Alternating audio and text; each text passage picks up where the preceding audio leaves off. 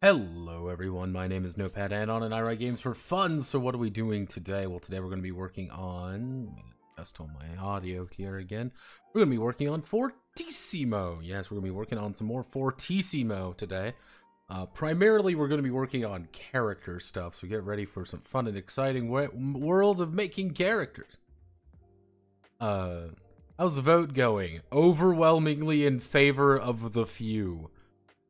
We've got two very overwhelming majorities. I'll let you guess which one's which. But generally speaking, we didn't do too much work. Changed some wording around. I'm going to be calling all the characters actors going forward. It is an actor doing something. It is an actor doing that. Actor doing this. I also changed the name of NPCs to the ensemble because I think the ensemble worked a little bit better. Generally speaking, most everything nothing really changed. I added this little section here, which was maximum minimum die, which is just to say you can't be rolling more than 10 die, nor can you ever reach 0 die. If you have 0 die, you auto fail. There's no question about it. You don't roll any die, you auto fail. It's not like you roll like a D10, but you only like a D5. No, you've rolled. You have 0 die. You auto fail. That's all that is.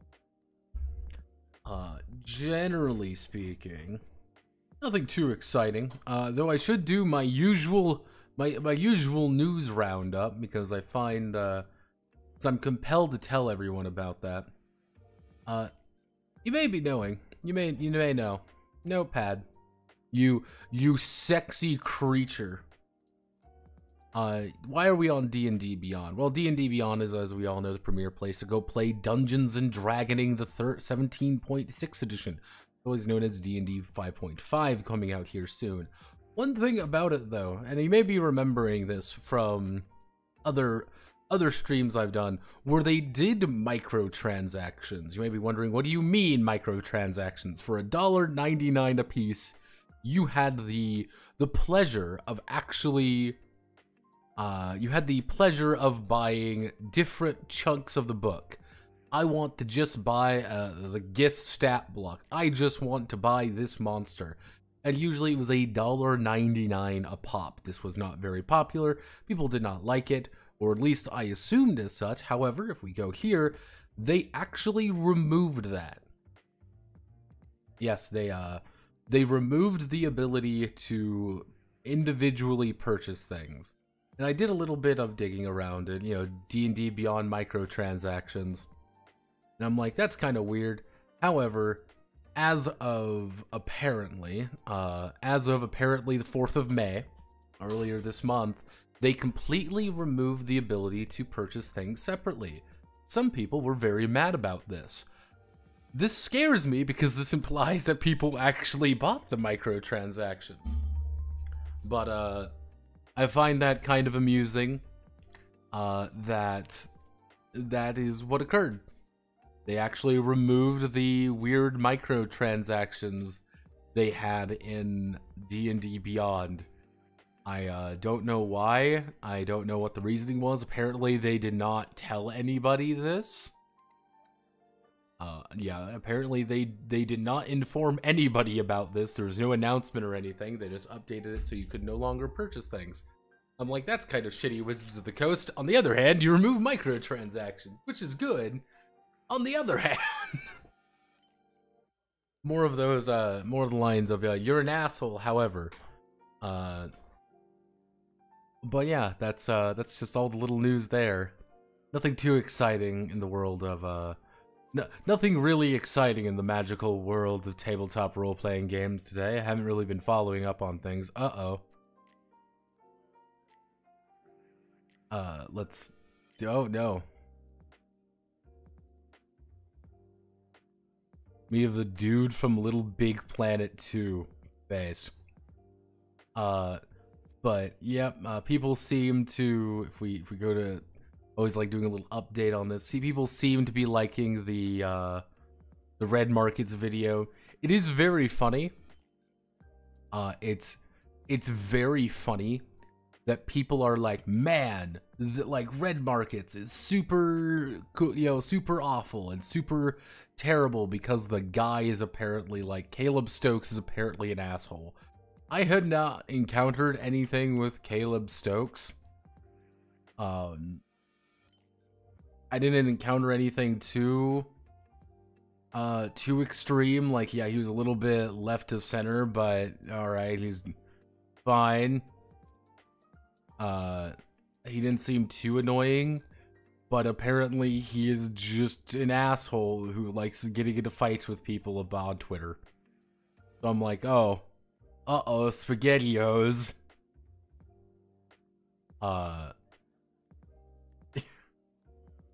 Because I actually liked some of his stuff. Here's the thing, I joke about it a little bit, but he has one game on here. Maybe that's what I got so fucked up about. He has not Phase Anatomy. It's not Phase Anatomy. That was another entirely, I think. Yeah, as you can kind of see, this is his main game. Was it Phase Anatomy? No. That was another game that had a very similar concept. But yeah, it's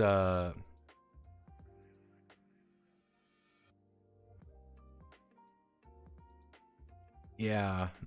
Oh goodness. Oh goodness. Uh-oh. Uh-oh, no. Oh no. Is a Red Market cosplay just you dressing up like an asshole? Is that the secret? Yeah, it's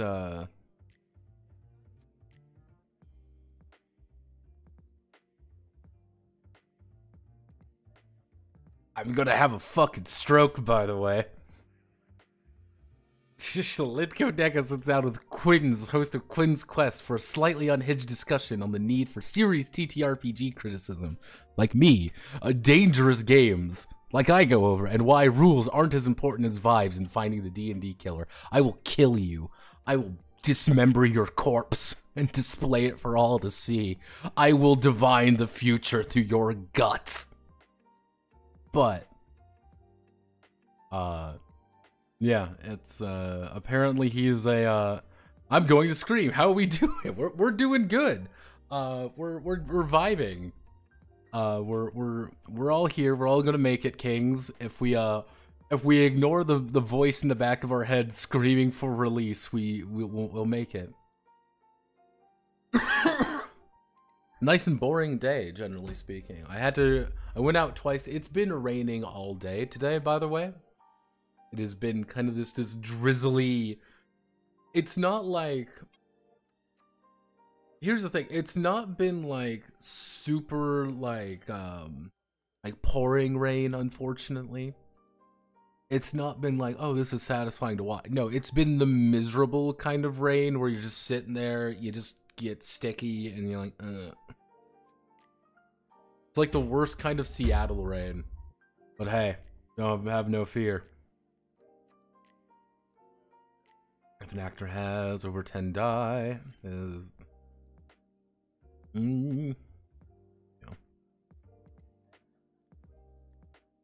Yeah, of course we have our Sleipnir's Door character, obviously. You know, creating an actor, you know, artificial oop arts. Then I have like this very long section of like, hey, who can be a magician or miracle user?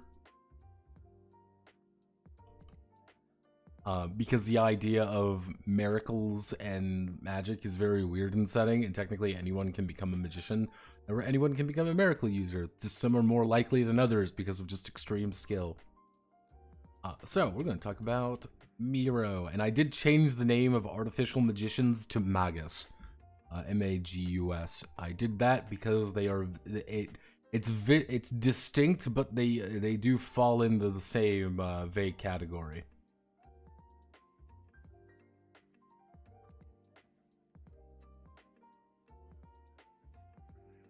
So is that a real game or not? Sleipnir's Door? No. Sleipnir's Door is not an actual game. It is an AI fever dream. It's an AI fever dream that I have actually written down in my to-do list to make because it's just a fever dream and I find it fascinating. That's it. And in case you're wondering why I'm like referencing Sleipnir's Door so much, it is quite literally because that is how I've been getting all the Fortissimo stuff to pop up and when consulting the Magic Internet Machine. My amazing digital circus.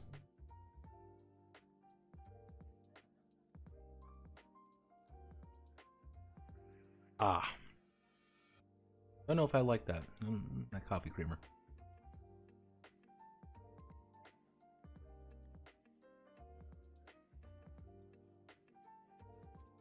But let's get to statistics. Yeah, statistics. We're calling them statistics so we can call them stats.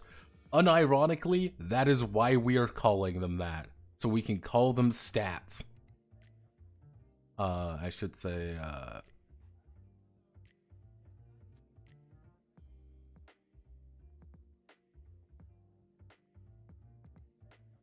no.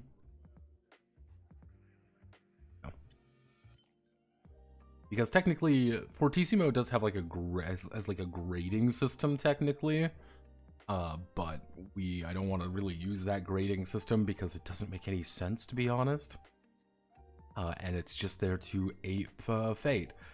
So let's get down to business. So,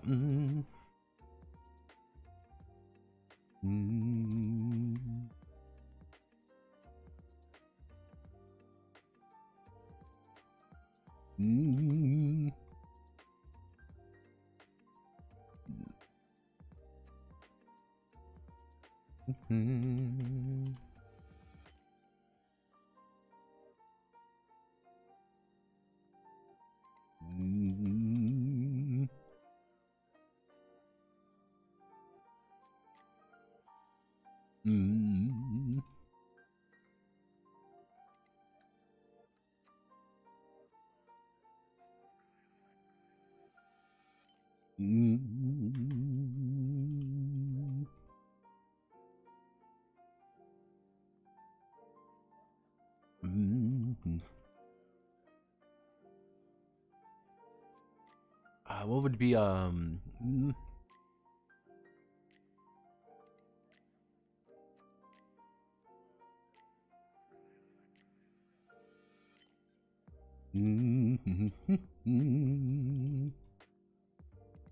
an average human being has a ranking of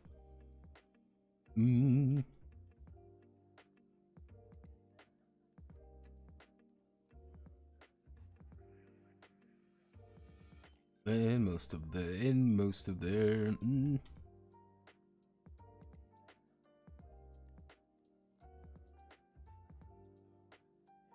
stat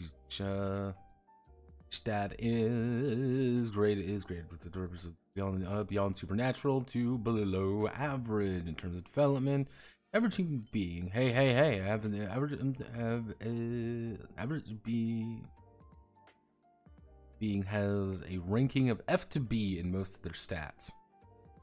You've been streaming like a vampire lately. I have been streaming like a vampire because I literally don't realize how late it's getting. That's a weird thing. It's because it's like relatively still light out.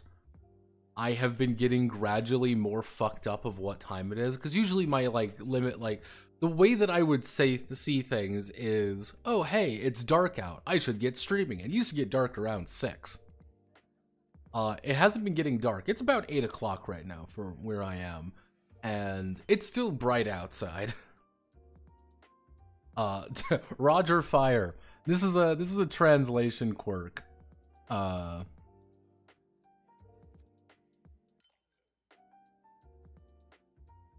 could fucking, oh Jesus.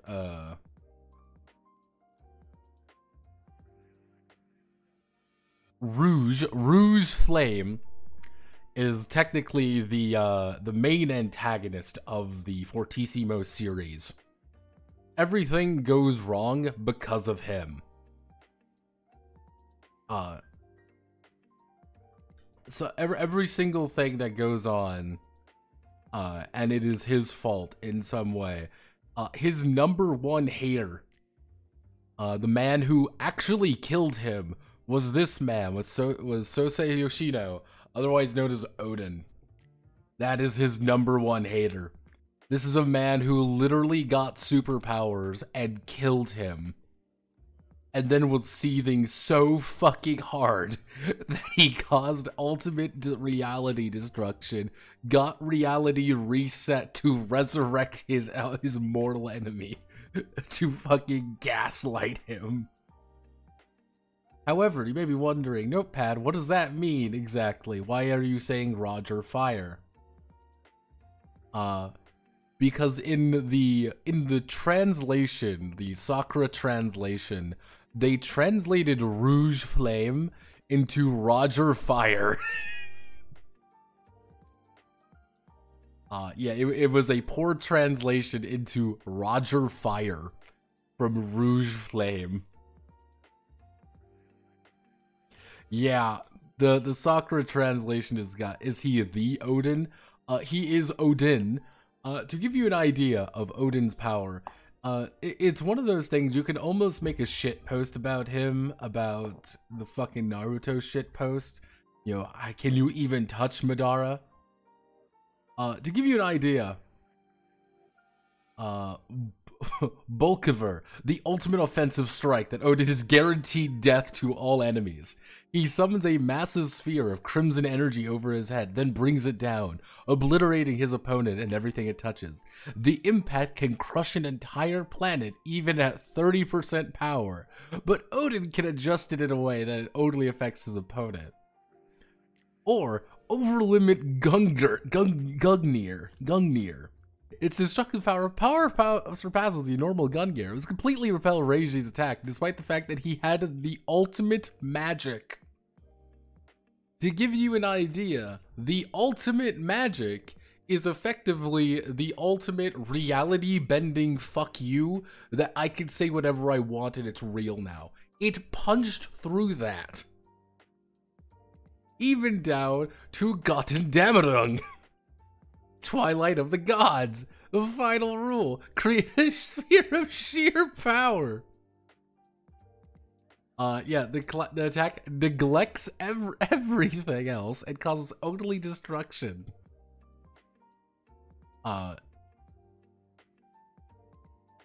Yeah, he's literally, it devastated 70% of Reiji's magical power, despite the fact that he turned to defense and that he was bearing the magical power of 10 others. Yeah, to give you an idea, this man is, the ultimate fuck you Superman, that he is literally impossible to kill.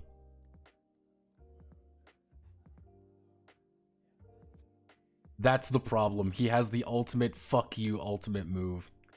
I have no idea why this is why alerts are not working. But of course, we need to bring in my strongest soldier. Say hello to Momiji, everyone. It's Momiji from Fortissimo and her stupid fucking hat. This is only 30% of my power. Yes, he literally does that. He's like, no, I have to go 100% on this to fucking kill you. Yeah, to give you an idea, now, one thing to note about Roger Fire, about Rouge Flame here. Rouge Flame is the sun. That is his power. It is the sun.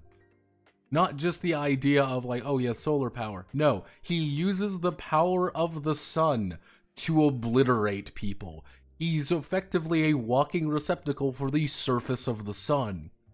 And he has perfect control over it and can possess people retroactively after he dies. 'Cause he's dead and comes back to life out of pure hatred and the fucking sun. Yeah, Fortissimo did the thing with escalation where we've escalated to the point where there's no actual threat anymore. Also, you may be wondering, Notepad, what's with that fucking why does that Manly look like he's injured or he needs help? I'm going to introduce you to Momiji. This is Miss Satomura.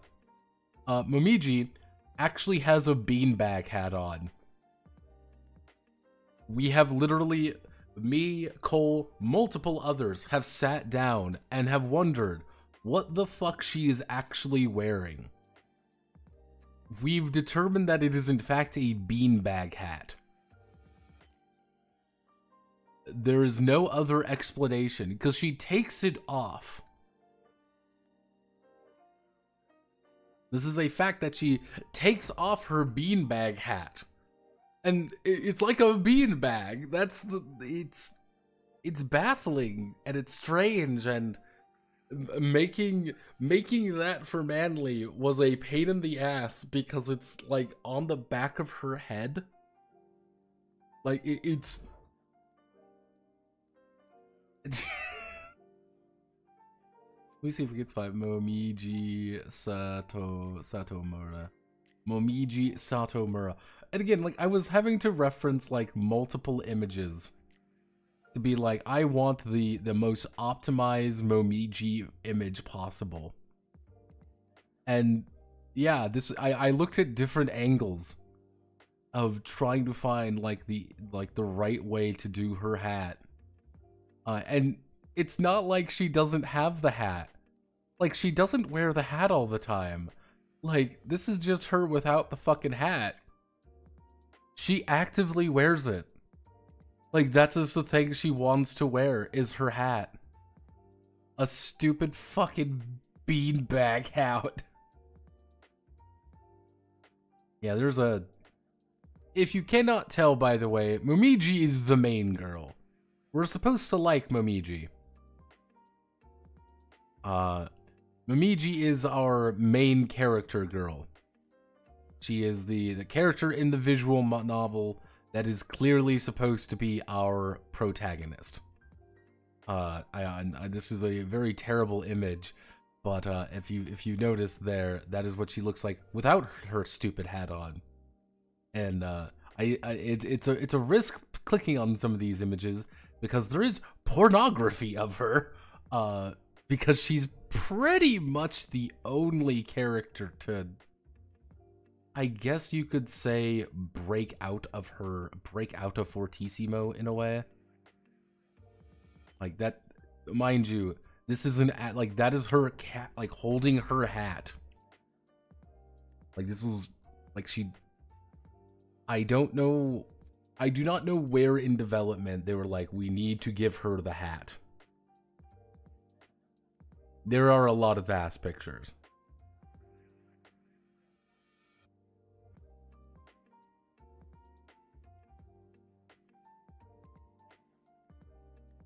Yeah, I think one of the reasons was because Fortissimo does not exactly have very unique designs. Like, generally speaking, like, and I'm not saying, well, I'm going to insult it or anything here. I'm not gonna, being like, stupid, doesn't know what character. Like, generally speaking, they're not exactly, like, the most inspired, like, actual way that characters look. It's a fairly, I wouldn't say safe design, but they're not exactly the, we are not exactly dealing with character designs here that turn heads, but that's arguably not an issue. Like, people sometimes say, like, oh, well, you gotta have, like, really unique, cool character designs. You really don't. You just need to have character designs people immediately recognize, and they are immediately recognizable.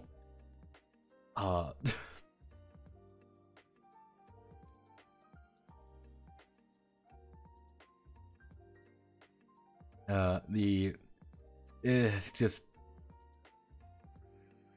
anime. Fortissimo has a very anime look. TM. That's the best way for me to understand it. Let's see. Actually, no.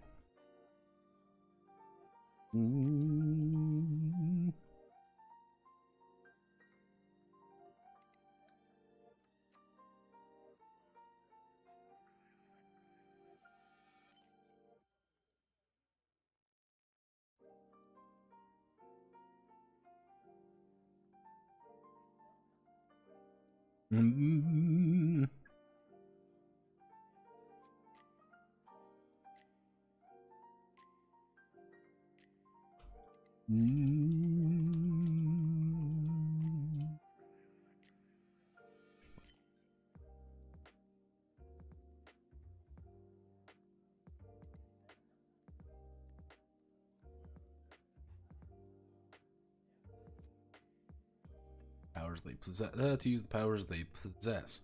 Oh, okie.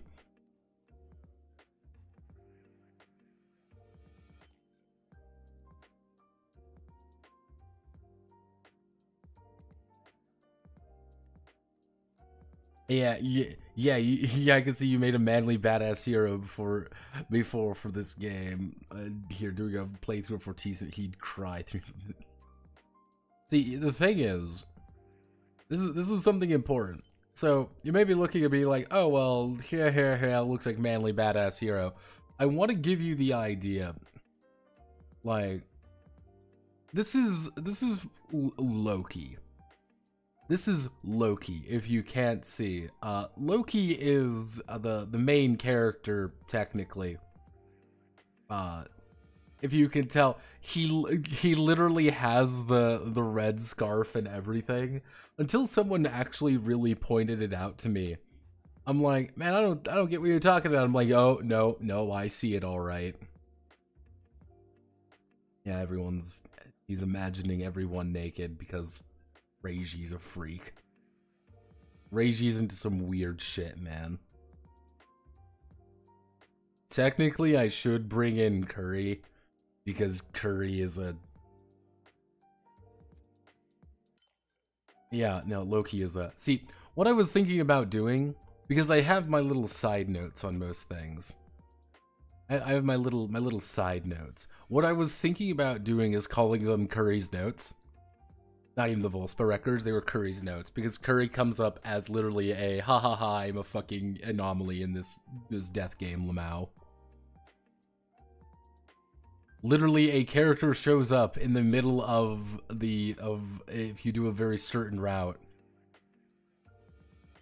and goes, ha ha ha ha, man, this is hilarious, I shouldn't be here, Lamau. And then everyone's like, oh fuck. Uh-oh. Uh-oh, SpaghettiOs, you're not supposed to be here. Uh-oh, no. Then things go wrong. It's hard because I need more on her. Because there is not really much on her, because she is a character designed to fill a gap in that in the far side of... Yeah, she exists outside of canon, almost. That's a weird thing to say. She kind of exists, and so kind of not. The Manly Baddest Hero ripped off Loki. Not really, because Loki is just this amalgamation of... How do we make a badass character? Like, that was written on the whiteboard.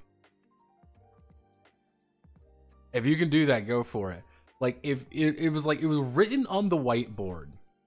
How do we make a cool looking character? And the guy was like, what if we make the main character, but he wears all black and has a red scarf? And everyone was like, yeah. Fun fact, he actually answered that.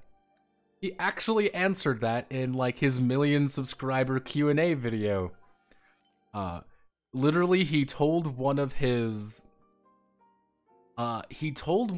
friends, draw a manly badass hero, and that's what they drew, and it was inspired by Gundam. that was the thing. It was inspired by not G Gundam. Was it G Gundam? Yeah, it was mostly by G Gundam. Yeah, you kind of see our main here, our main guy here. Yeah, it was all inspired by G Gundam. Loki is just a G Gundam ripoff. Especially when you realize more and more about everything, and then everything starts making sense, and then things stop making sense because everybody loves Fortissimo. See, it was that moment I also realized, because the at the song at the beginning of the stream, by the way, was here, give me 1 second. Yozuka. Yozuka did music for that. Yozuka also famously did music for this series called Da Capo. Cole, you are giving me brain worms, and it's entirely your fault. Everything is connected secretly somewhere to Fortissimo. It's a problem. Everything is a It's a fucking brain worm. Da Capo. Yeah, because you want to know what Reiji, the main protagonist character, do you want to know what his ability is? Da Capo. Because we can't live in a... It's too powerful. Oh...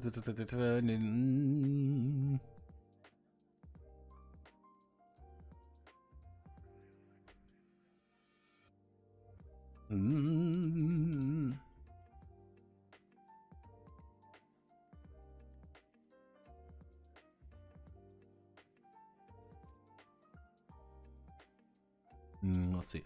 The actors will assign their stat spread at the...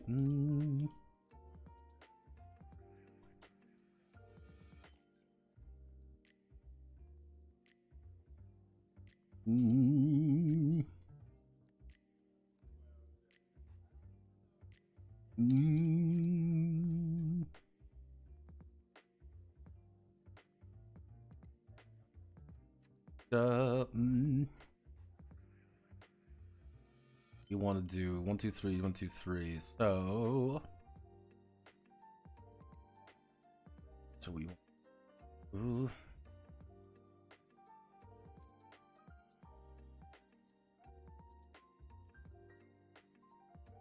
Okay.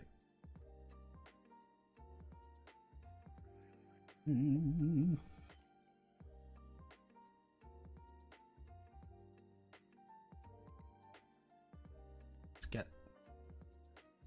Yep. Ooh. That's what we're calling artificial magic users, is Magus, because Magus rolls up the tongue really nicely. A, B, B, C, C, D. A, B, B, C, C, D.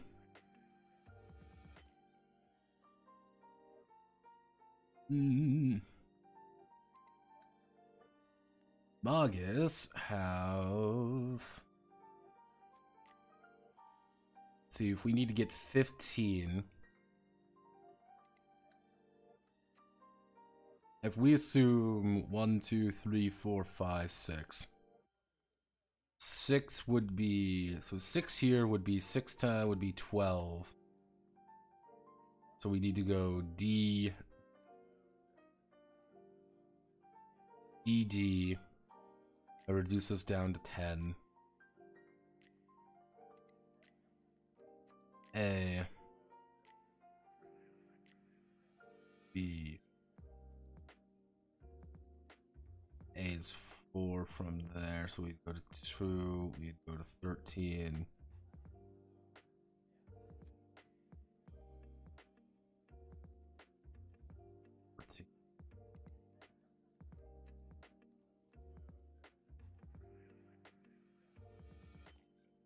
Actually, no, we can do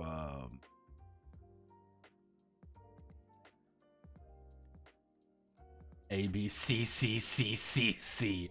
1, 2, 3, 4, 5, 6, 7, 8.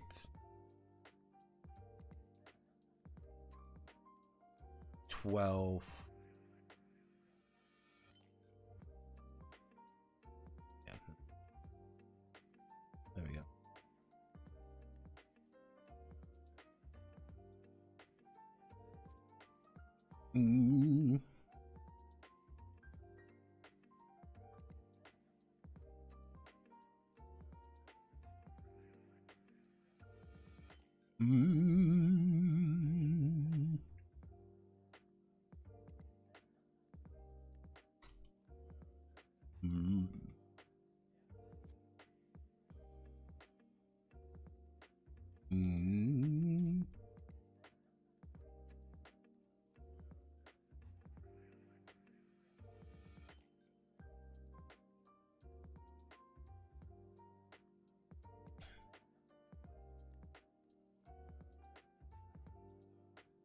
Let's see, each of these stats was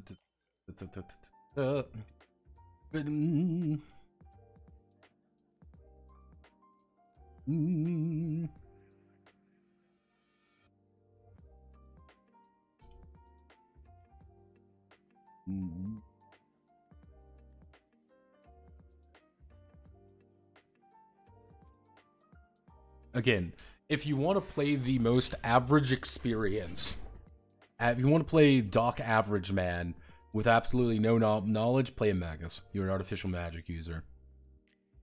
This is... I have no idea what I'm doing. I'm playing an artificial magic user. I have a vague idea of what's going on, how to use my magic. Literally nothing else.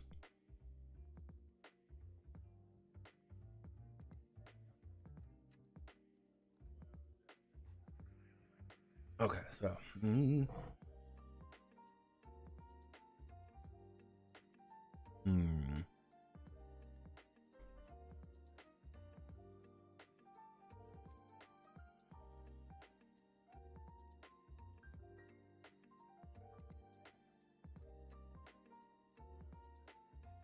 Mm.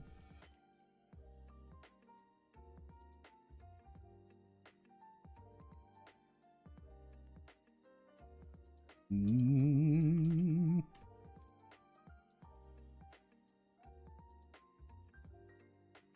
Let's see. Statistics are broken down in 4 active statistics and 2 endurance statistics. Active statistics. Mm.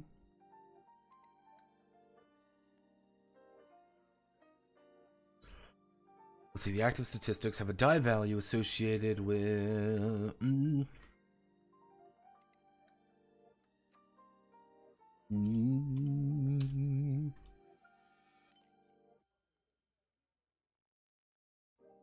Mm.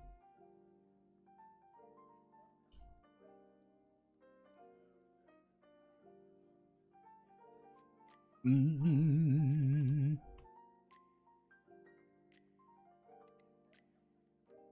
Mm.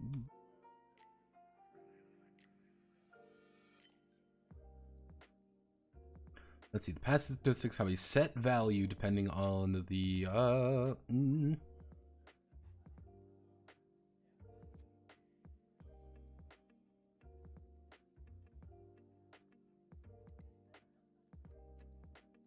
Mm.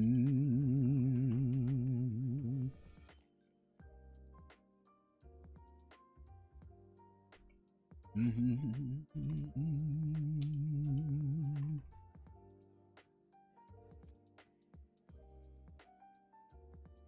Mm.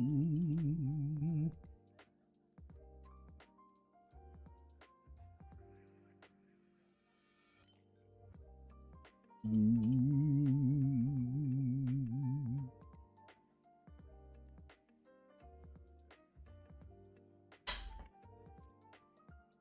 Let's see. An actor with low active statistics. An actor with low active statistics may be able to last longer in a prolonged battle versus an actor with lower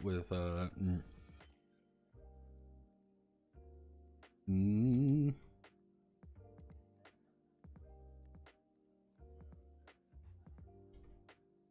Mm.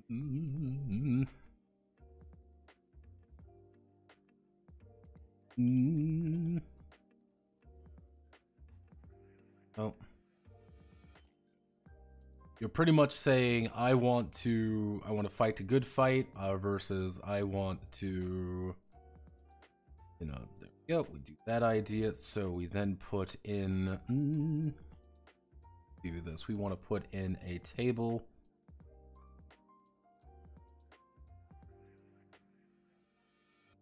We effectively want to put this table in, which would be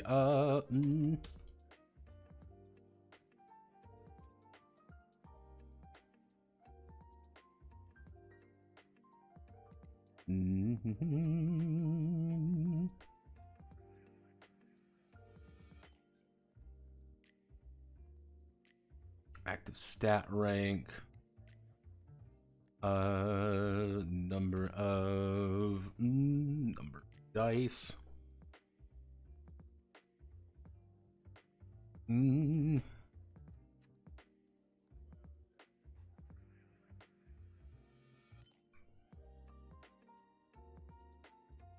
Three, 4, 7. Mm.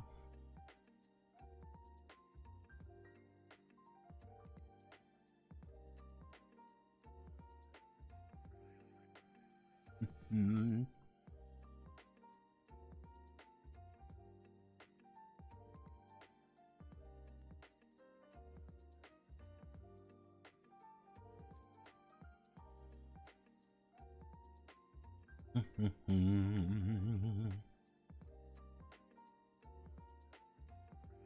Endurance.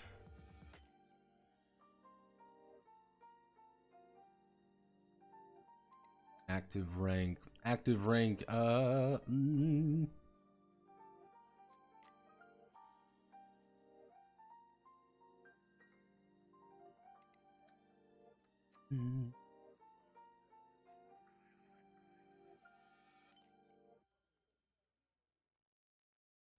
Vitality.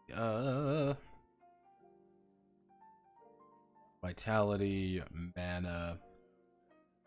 Shrink you down a little bit just because we got a little less room to work with. S A D. Okay, so don't know how I want to handle this yet, but I will put in some very arbitrary numbers.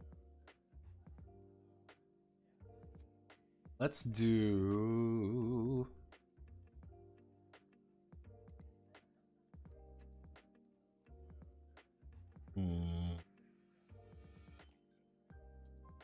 I'll start with 15.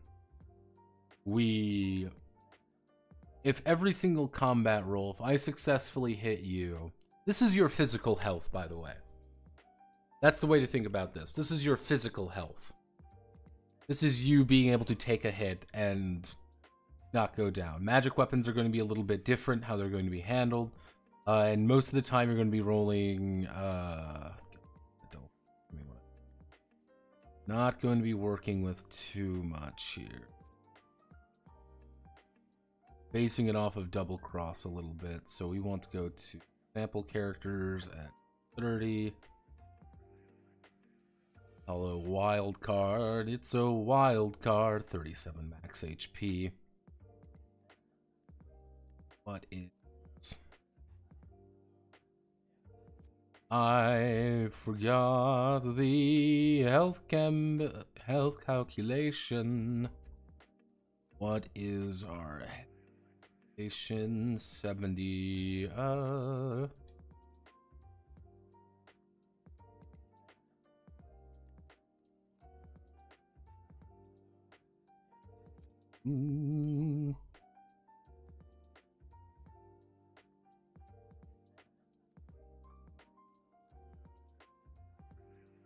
Tell me what I wanna know. Renegade being. We don't renegade beings because renegade beings are annoying.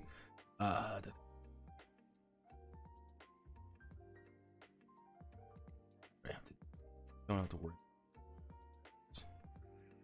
Fucking Numenon. Numenon are lame. They will always be lame. The fucking health calculation. What's the fucking health calculation again? Am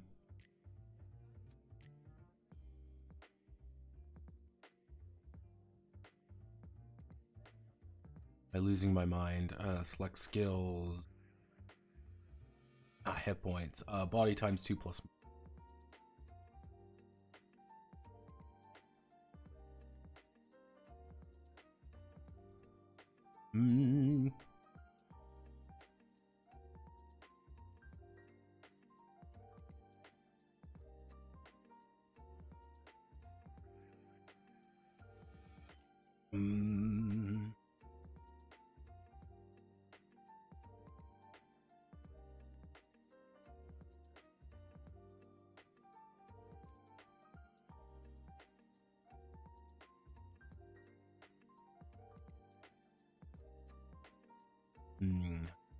This.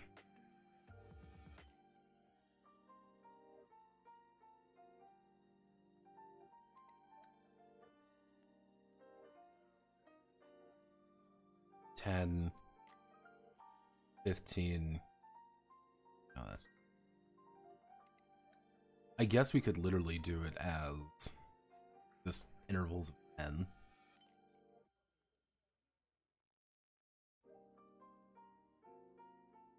We do 10, increase it by 15.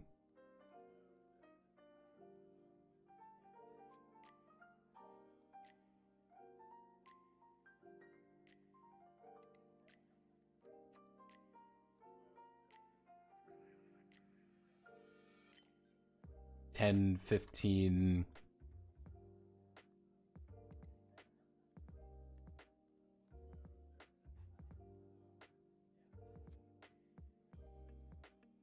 $10, $15, $10, $15.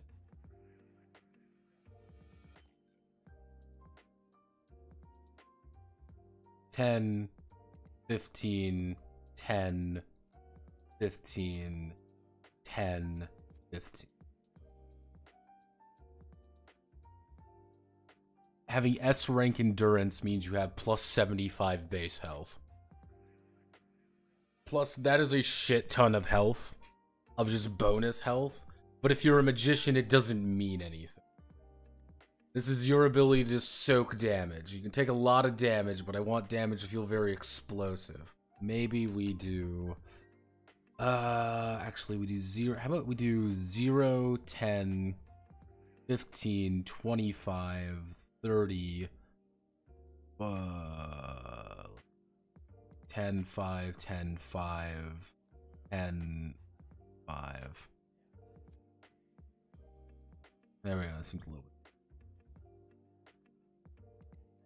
And then for mana,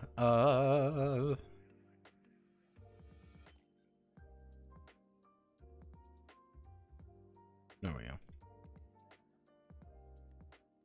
Mana is going to be effectively a resource you can burn to do magic shit.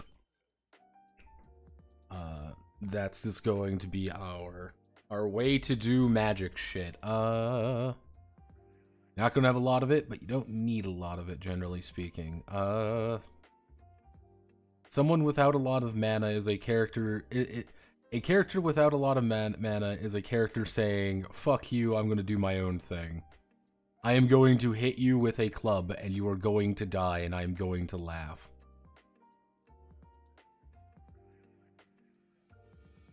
It is you saying, me unga and me bunga.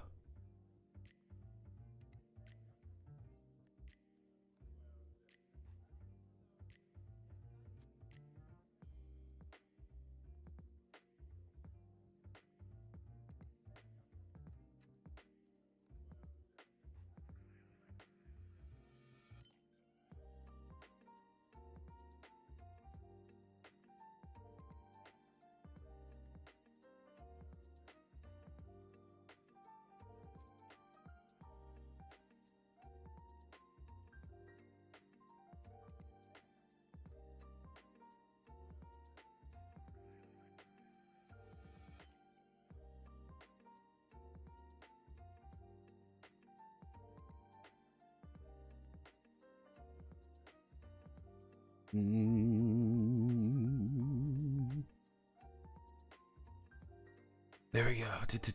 Active versus an endurance rank for vitality and mana, and then we're going to be doing, and we're going to explain as heading 3.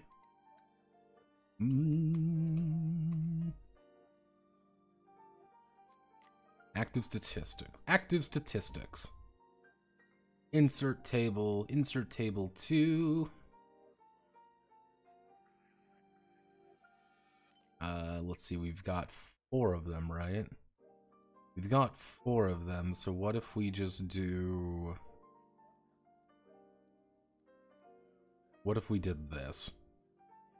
So it would be...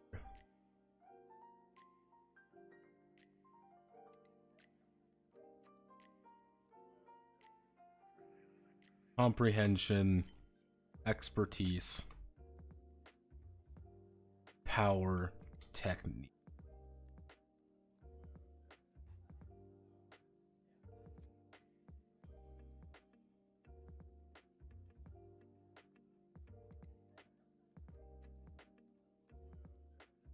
There we go.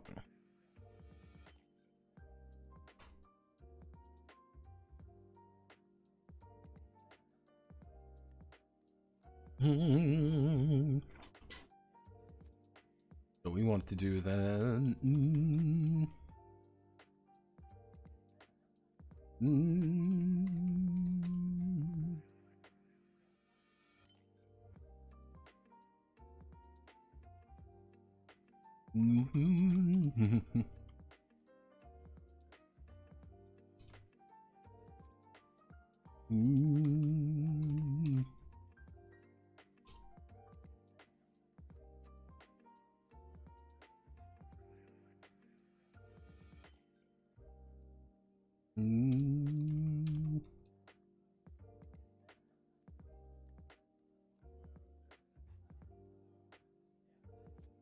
let's see. They will always perform on their 4 active statistics regardless of...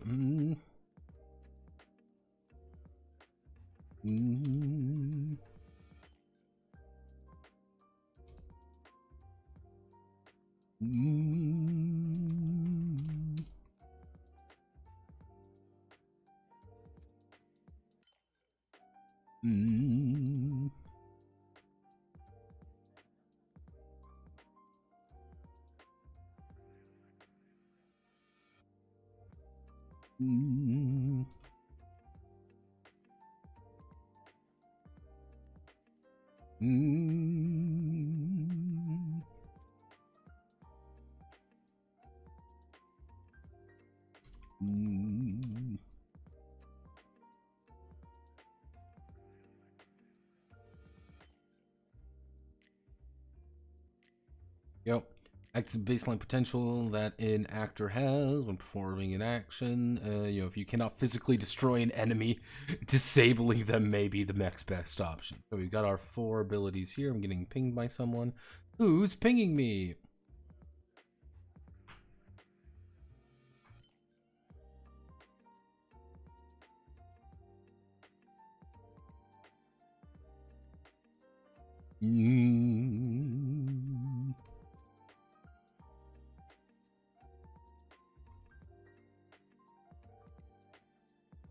One second, I'm being called out.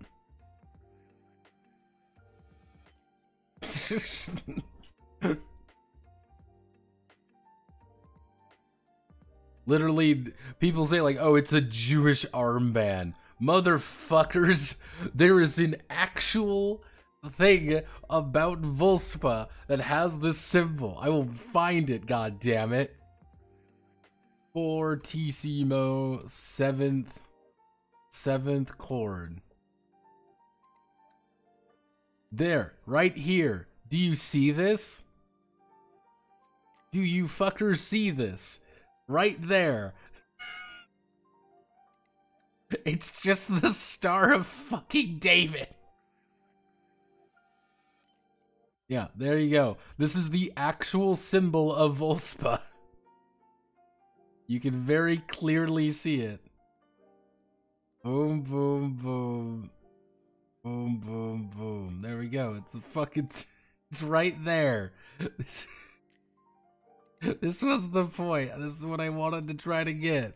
I'm like, yeah, Volspa. I even made an active effort to put a giant circle in the middle so no one would say, oh, that's a Jewish star. It's not. It's the Volspa symbol. It's the Volspa symbol, people. Or the sign of the Kuomintang.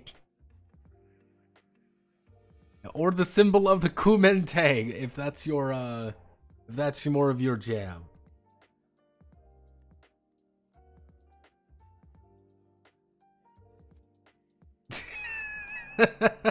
Is Fortissimo Jewish?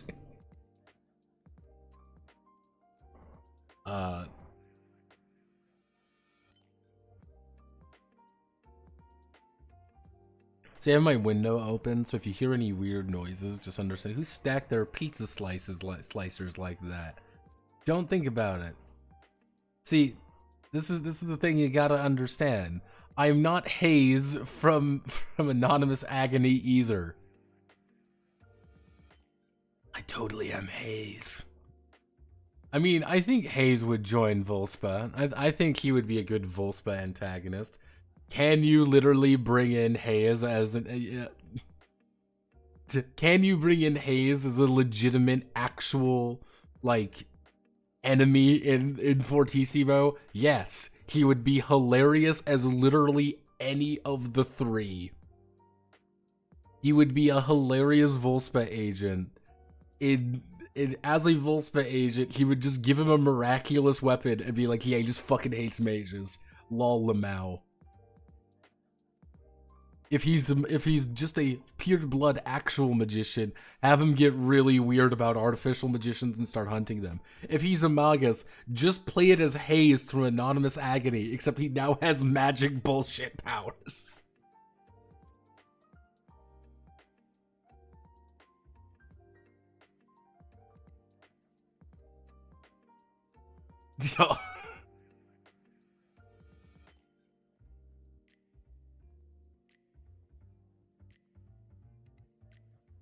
I mean, apparently they were making an anonymous Agony sequel. They were apparently going to make an anonymous Agony sequel. It was coming soon, everyone. And it's one of those things that it'll never happen. But yeah, have no fear, everyone. It's Hazen time. Yep, like let's. Apparently they even got a bunch of the original voice actors in on it to help. Like that was like a thing. They were like, yeah, we totally want to be, because you got to remember, almost all of Anonymous Agony is actually voiced. Like that's a very funny thing, is that majority of Anonymous Agony is actually voiced, unlike a vast majority of things like that.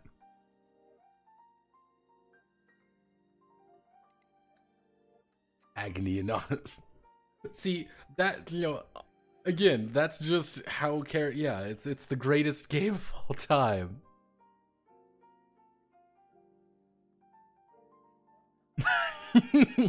Again, you can make him out to be a character completely legitimately, and nothing would change. He would slot in perfectly. Arguably, a lot of characters would be able to slot in very nicely. Literally any Toot character could get slotted in and be like, yeah, this is completely normal. So let's do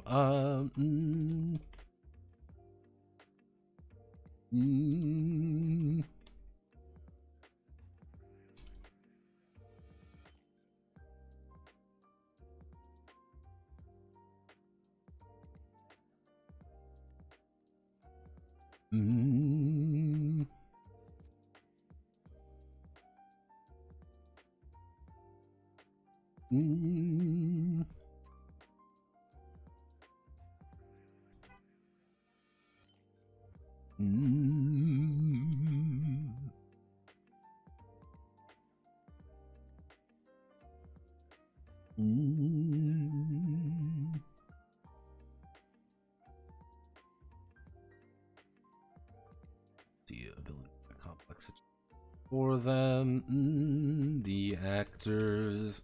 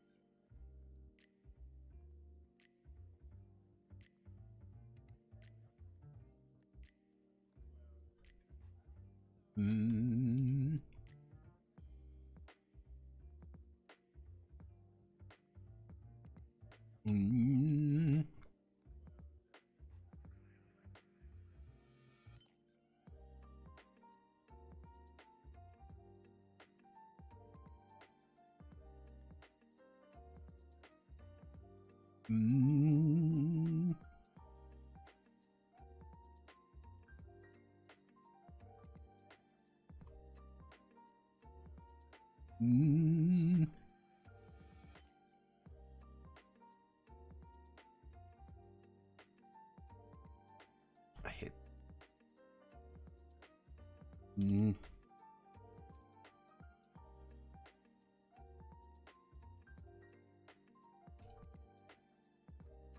Mm.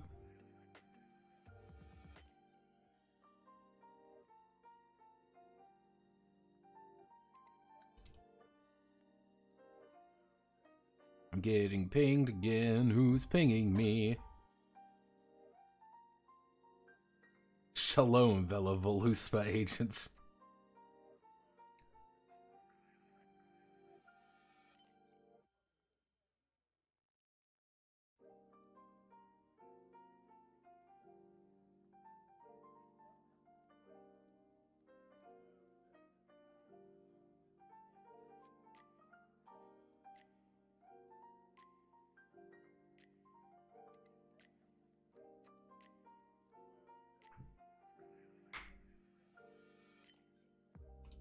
1 second, I'm gaslighting someone.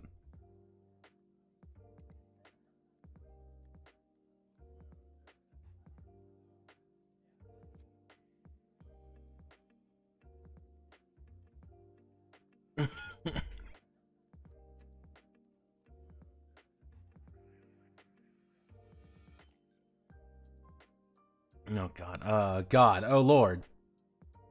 To who can, of course. Oh lord. I look away for 5 seconds. All too clearly. What about those 2 human girl? Wait. Did you say 2 who could fit into Nana's agony? Yes, of course it can. Male character from the manga. The all-star teams of new Volspa members: Hayes, Benjamin Spooner Briggs, and Detective Halligan.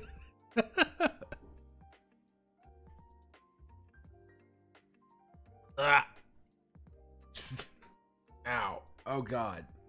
Ow. Nopad is a girl boss? Yes.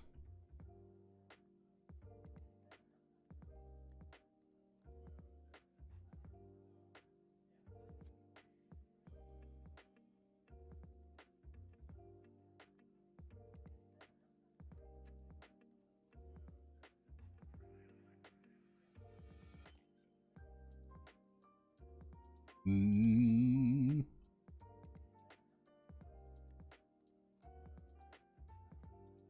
Mm. Give me 1 second.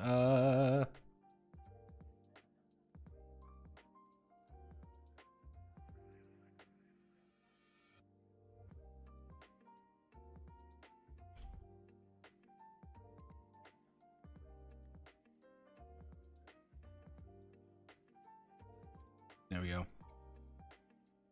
Game of Final Girl 2011 Haze for John Fortissimo. With John Fortissimo. Have no fear. Yeah, I'm trying to gaslight someone because they're currently being like, oh man, I gotta go on a keto diet. Because I want to lose some weight. Keto, for those who don't know, is going into ketosis. It's effectively forcing your body to burn fat for energy reserves. Generally speaking, the keto diet is debatable in its quality. You will lose weight in a keto diet. The problem is you could really fuck your day up if you do a keto diet, because if I remember correctly, it's mostly fats and proteins by cutting out all the carbs, because if you cut out all the carbs and just eat proteins and fats, your body fucks itself up trying to remove everything.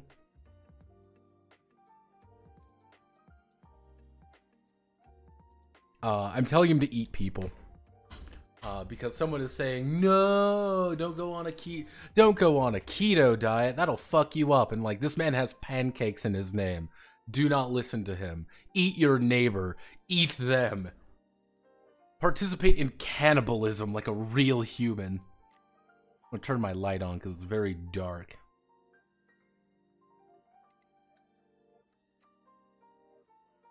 Very dark in my...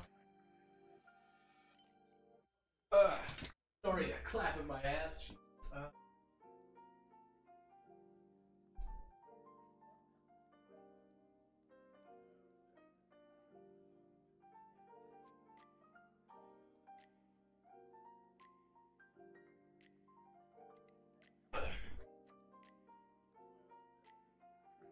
All right.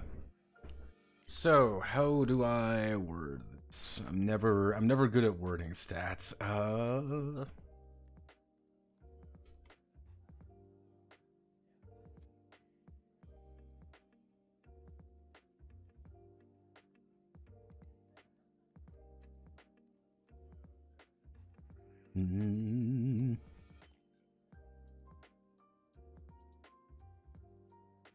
Because comprehension is supposed to be like your ability to like just see things for what they are.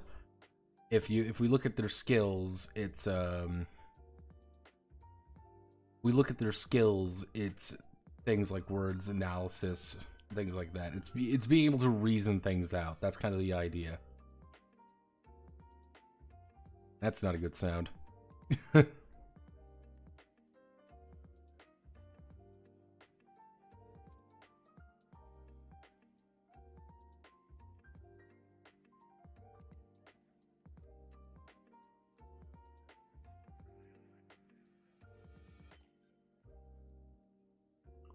That was a noise.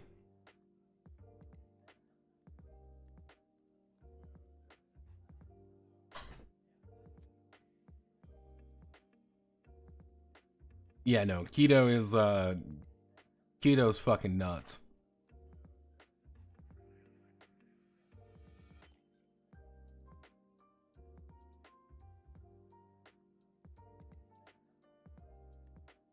Let's see. So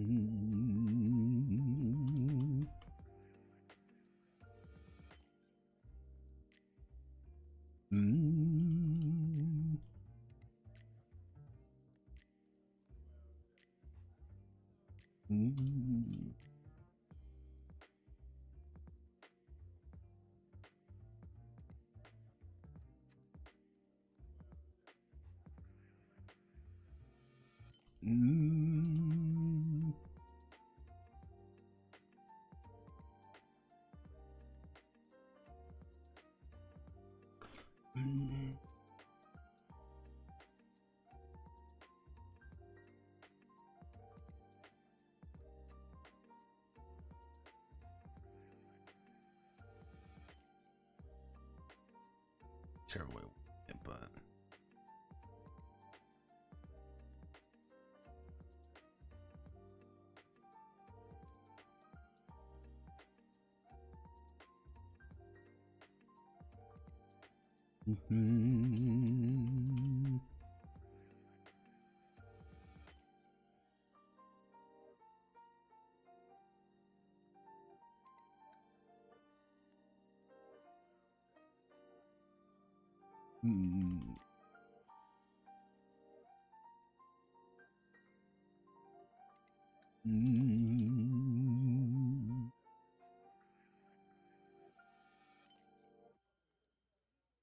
the actor's physical might and bodily strength lets him interact with the world directly and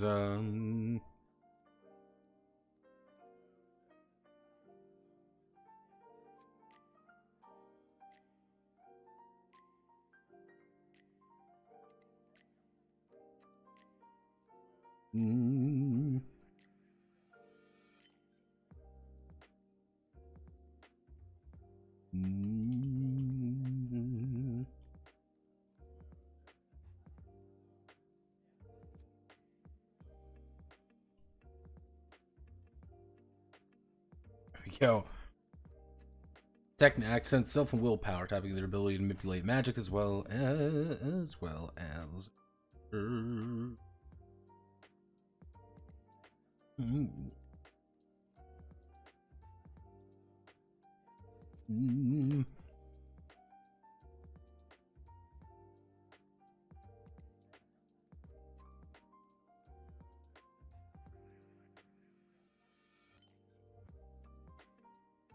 Surprising a diet pops up into a TTRPG stream. Here's the secret. Conversations are... No conversation is safe here.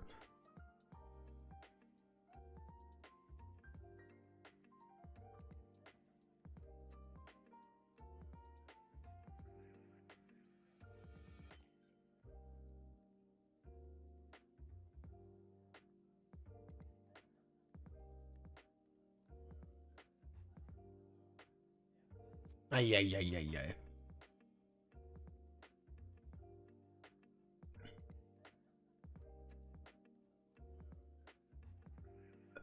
Don't worry, we've officially have another Argentinian man who doesn't have any teeth and doesn't write games. Has thrown down the gauntlet and called the other man fat. I just see Cole immediately. God damn it.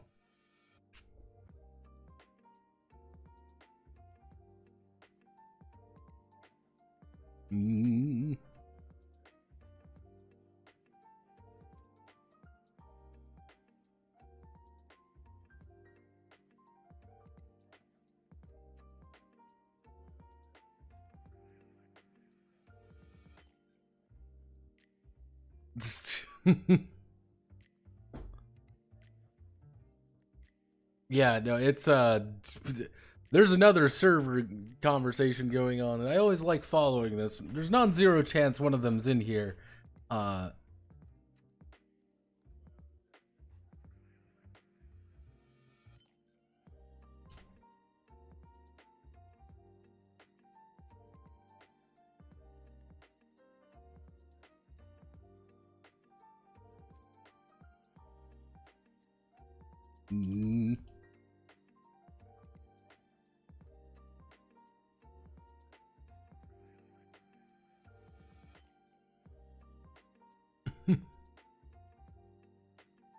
Give me 1 second.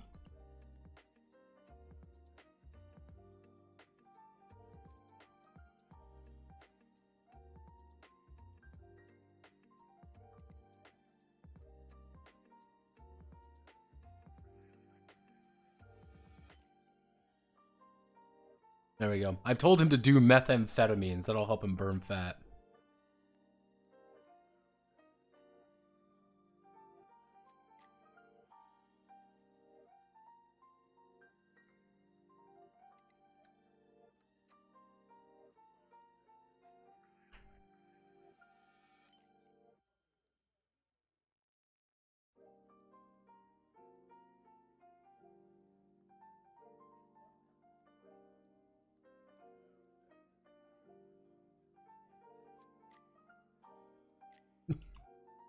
Let's see.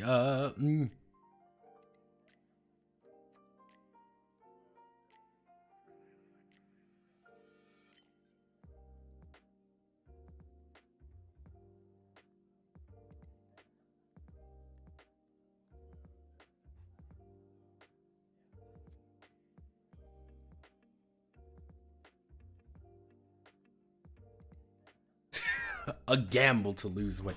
Orange server's the best server, because it's nothing but depressed people I don't like very much. It's amazing. Let's see. So, comprehension, expertise, power, technique.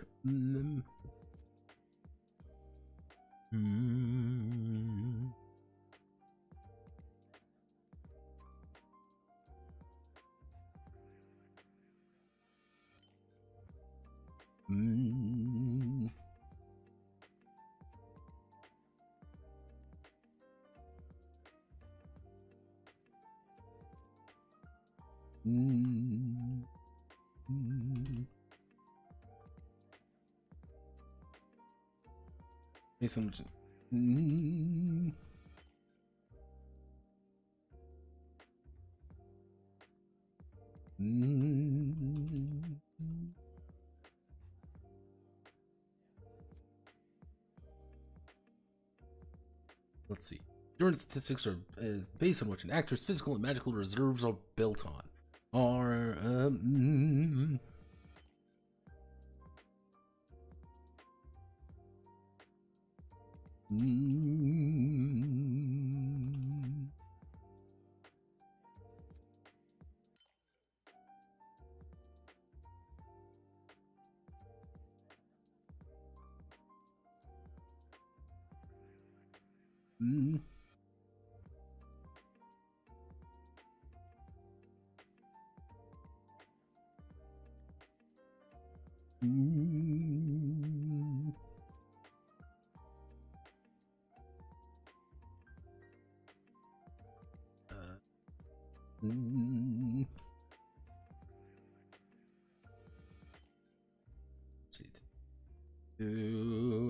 Vitality represents the actor's physical health.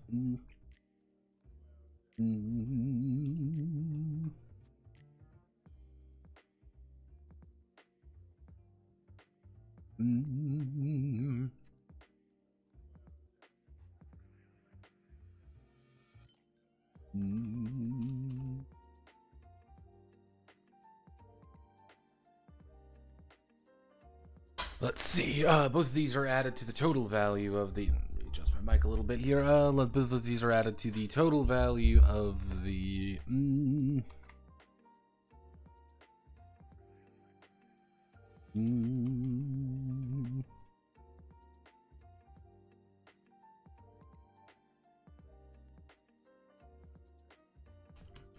Let's see. Both of these are added to the total value of the actor's health and mana when calculating their derived statistics.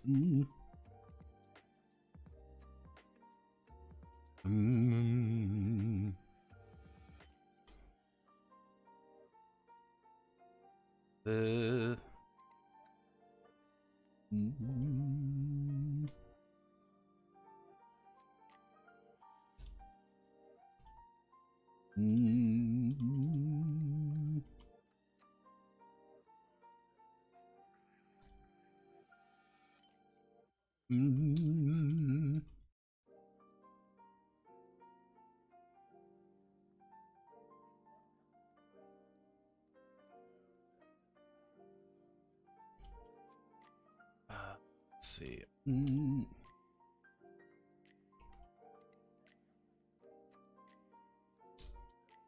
Let's see. The actor's inner reserve of mana, energy of the soul.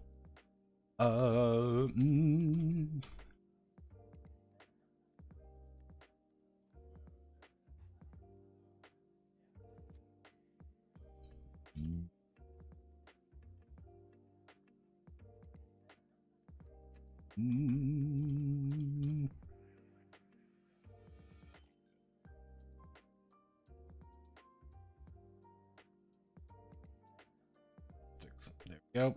Active statistics, endurance statistics. Not really much to talk about with endurance statistics because it's just a baseline. So we want to do this.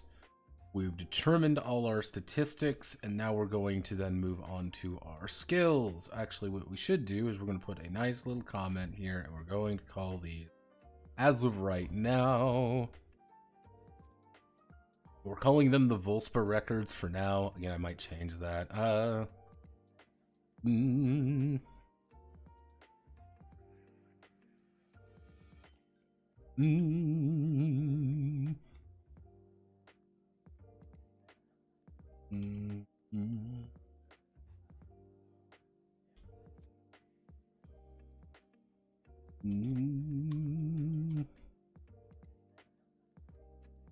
If the PL, let's see. PL first time player, first time PL does not recommend to change the starting spread.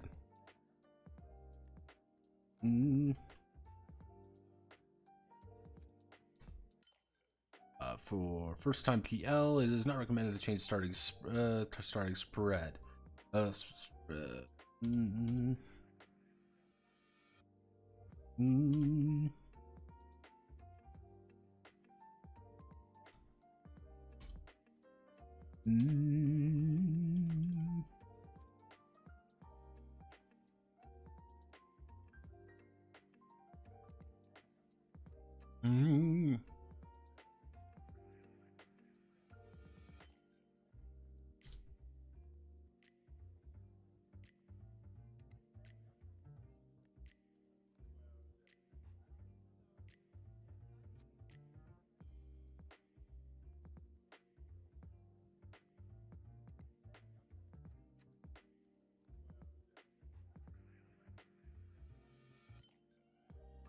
7.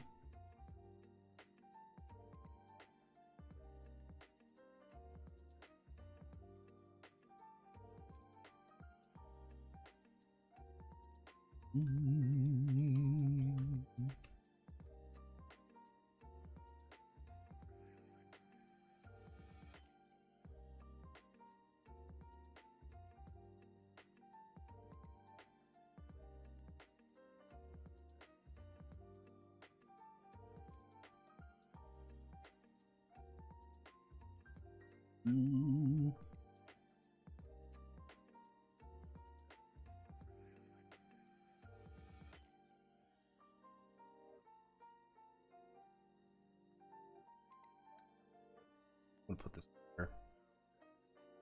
I'm gonna put that a little bit later. What we can do though is that we can put an image right there. We can put an image right there. Nice little cap off.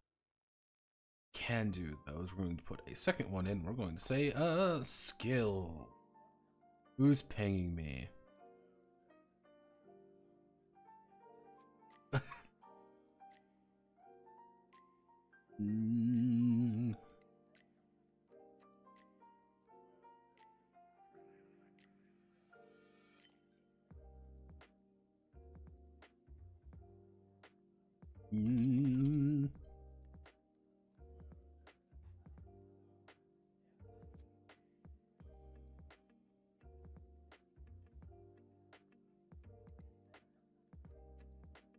Cut off your limbs with a hacksaw, lose weight, and get on disability. Win-win.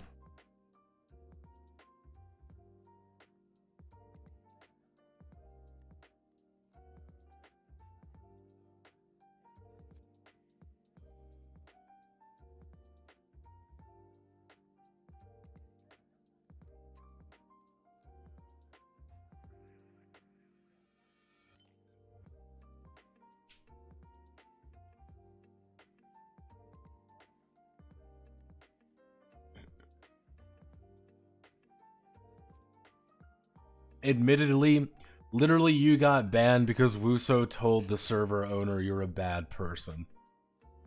And then he got weird about it. He's like, haha, no one would ever ban anyone without due reason, right? And then everyone laughed, and then I'm like, you're a bunch of fucking hypocrites.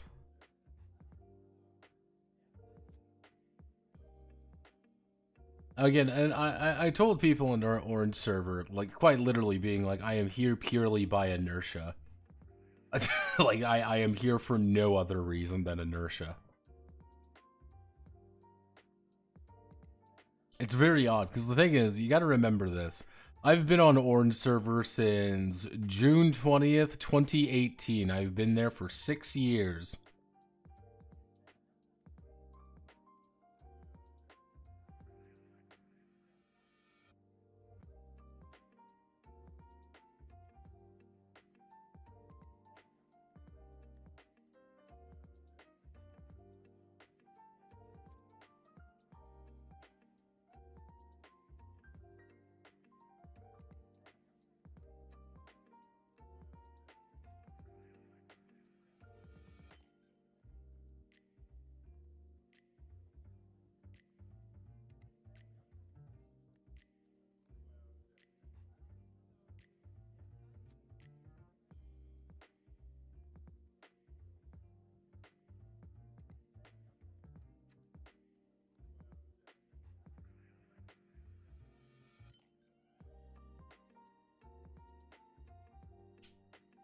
There we go. So skills. Let's see.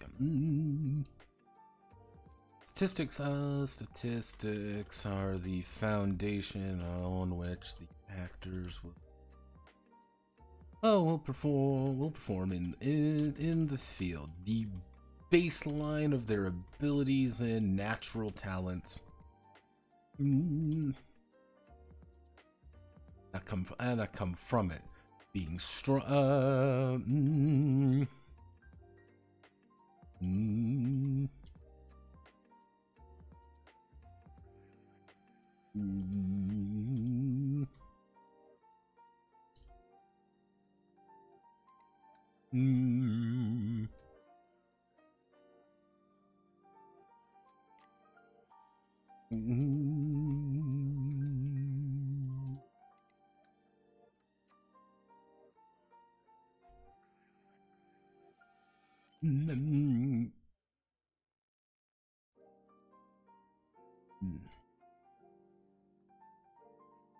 Let's see.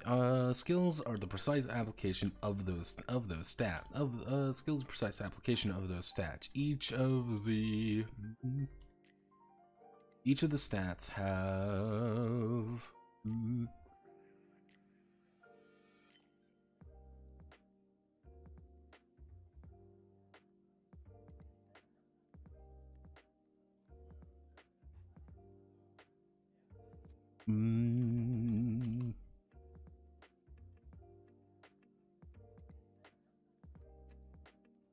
Skills of precise application of those stats.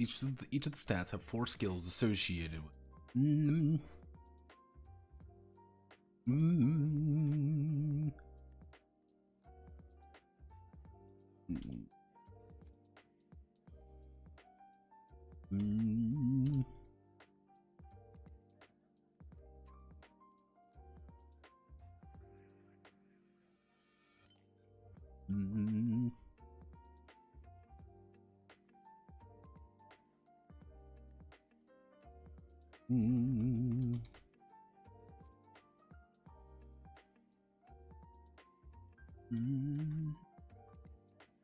Whatever skill is appropriate to a check, they will.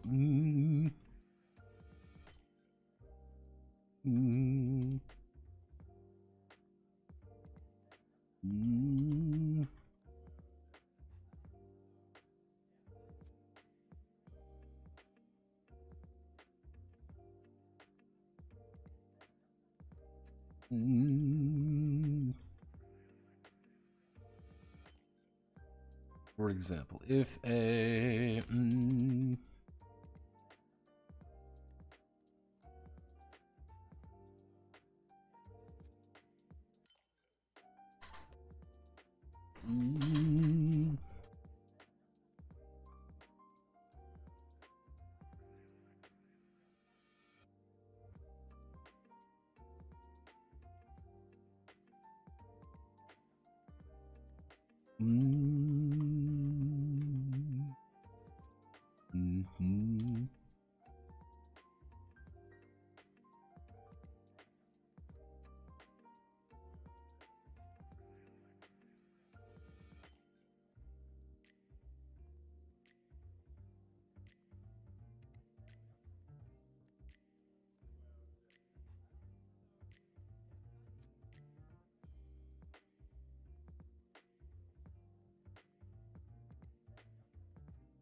This has a foreign investigation rules 8 on their expertise.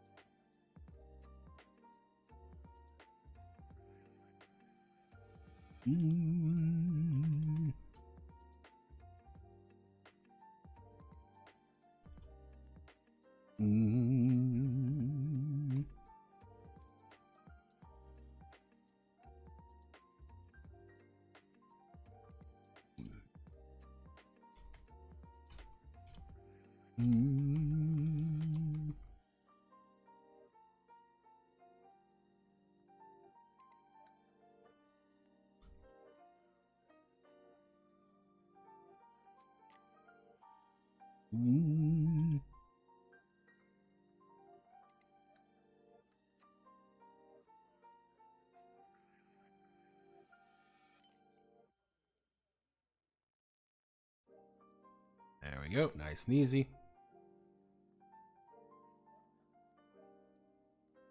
Oh god, stretch. Oh. Oof. Oof. My back. I'm getting curious now, because I'm not hearing things. Okay. We're gonna go on a magic adventure. Welcome to the magic adventure. Gonna go to a magic adventure. Okay. That's working. Like, it's clearly working. Why are you not?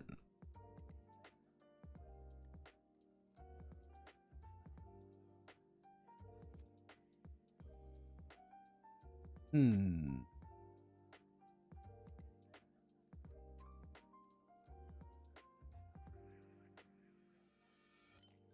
Hmm.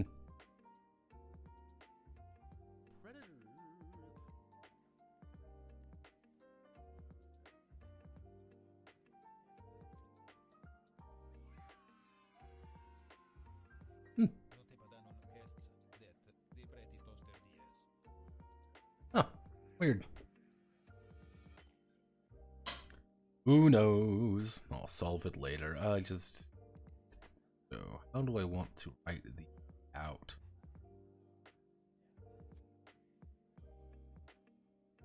Hmm.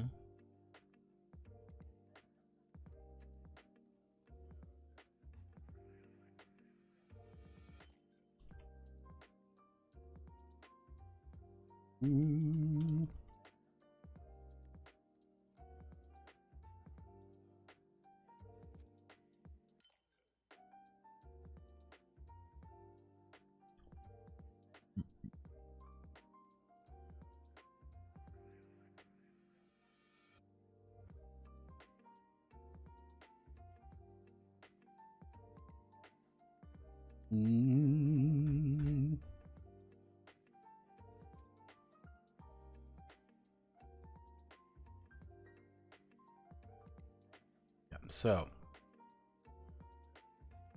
let's see. We can do... How do we want to do this? We could do a table of 4. We do something like this.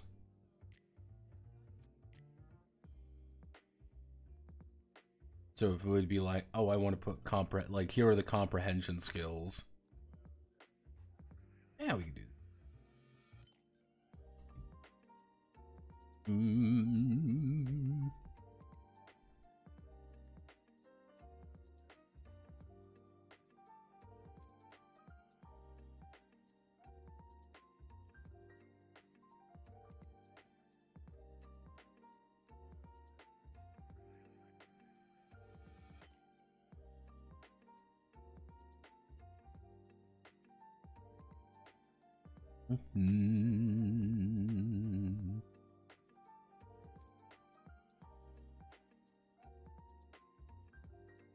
So,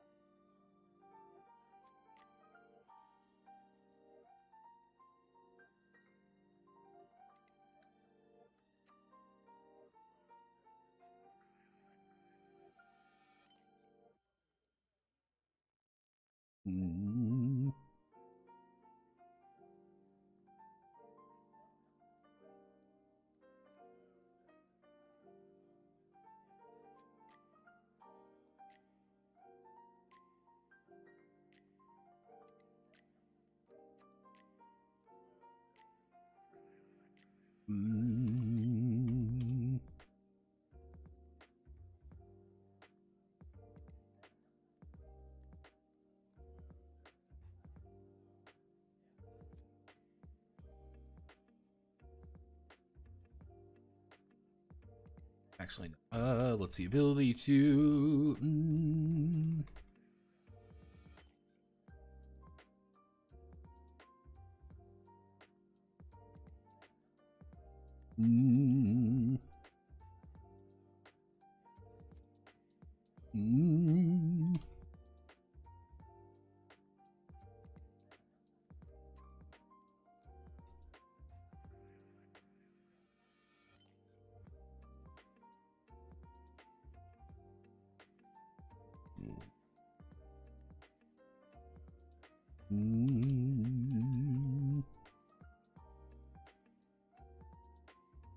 Let's see, the actors knack with using modern technology, such as computers, smartphones, Mm.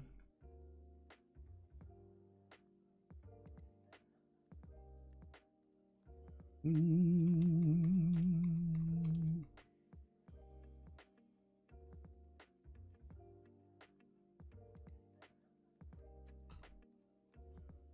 Mm.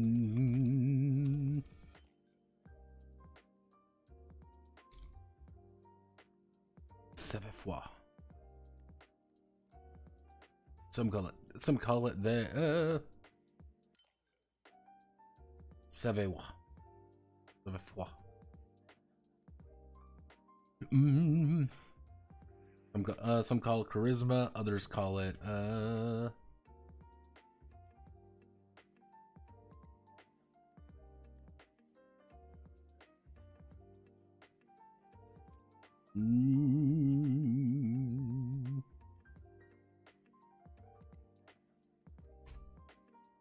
many. It's just too many. It's just looking good.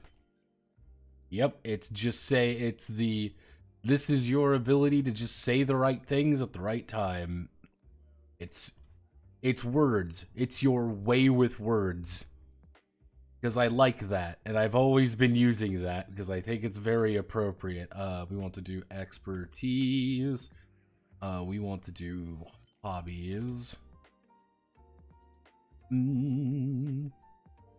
Larceny. Aim. Investigation. Select all of you. We want to hit that. We want to say sort table ascending.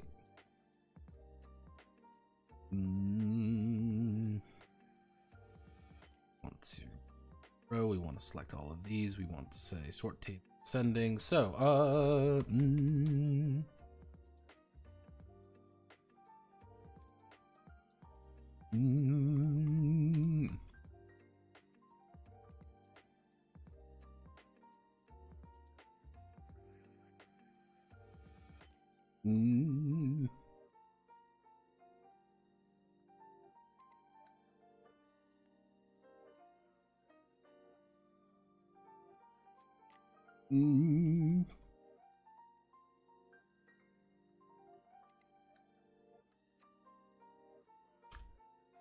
yeah, it's kind of the idea with aim. Aim covers anything when you are aiming a weapon or attempting to hit a distant target with something. You want to shoot someone with a gun? Roll aim. You want to hit someone with a bow? Roll aim. You want to throw a rock at someone? Roll aim.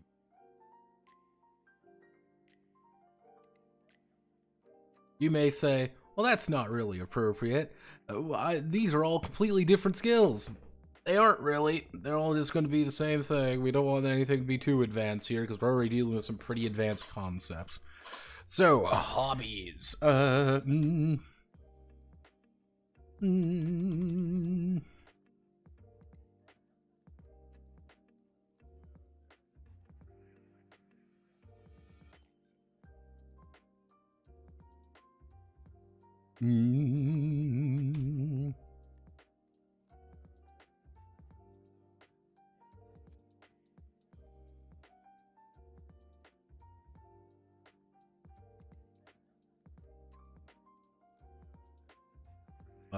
Let's see.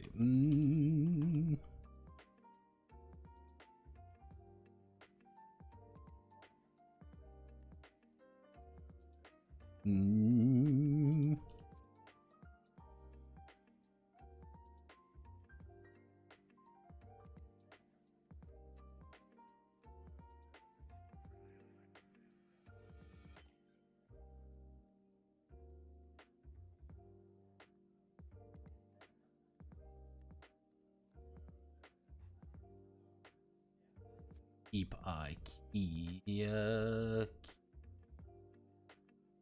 keen eye, larceny, the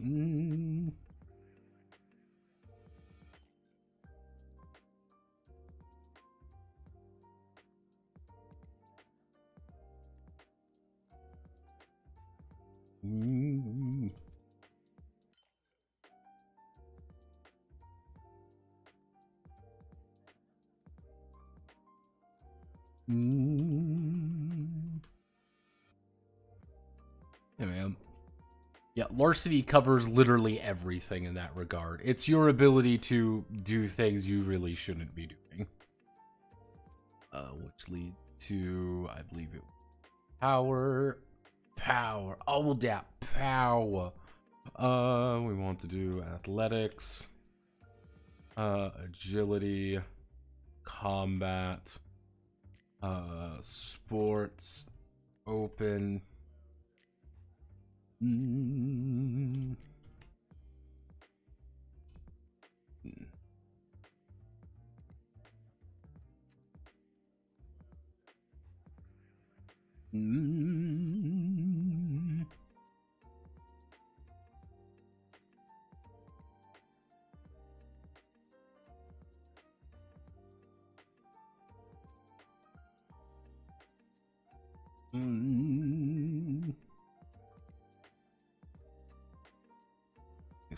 Pumping that, let's see, pumping that iron takes a lot of work.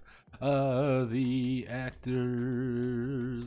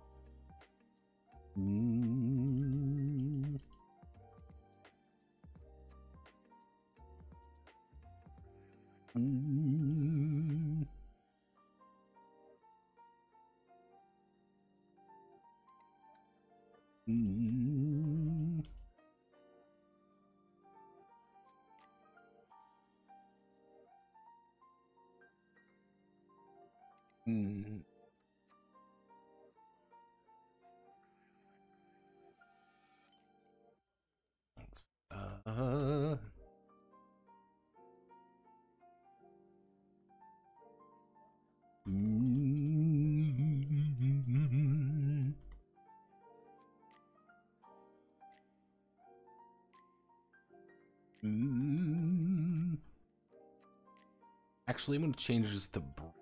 Actually, no. Should we call it melee? Let's see. Actually, no.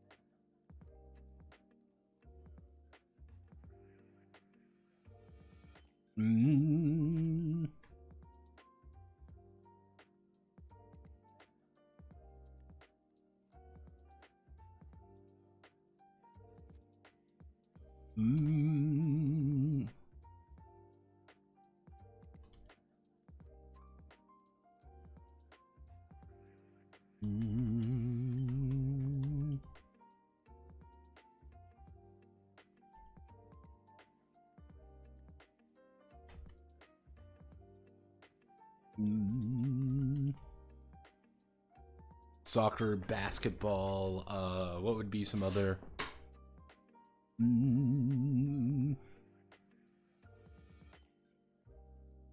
Let's do popular Japanese.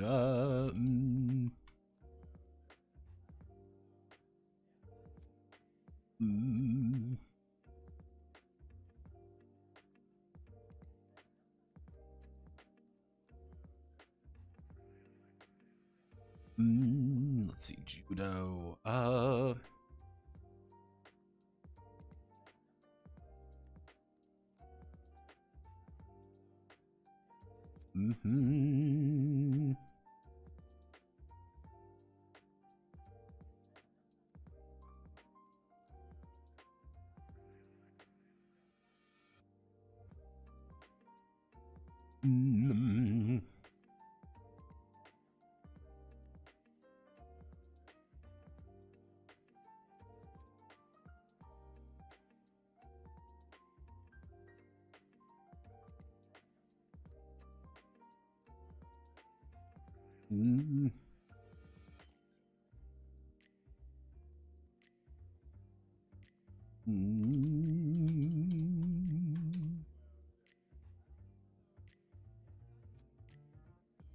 Let's see. Do I need martial art? Do I need martial arts to be able to do better in combat?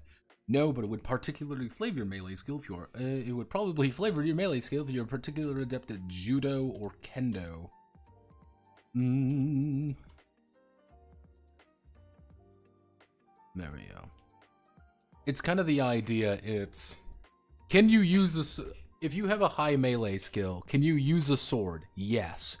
If you have, if you are, 5 points in kendo and have the melee skill, it's going to be all of your ability to use your weapon is going to be flavored because you are a fucking kendo guy. You have done kendo. You fucking know what all that shit is. And it's going to model the way that you use your weapons. On the other hand, if you have no kendo skills, that is, you don't really know the first thing about doing kendo. It's like, yeah, I know I can swing a sword.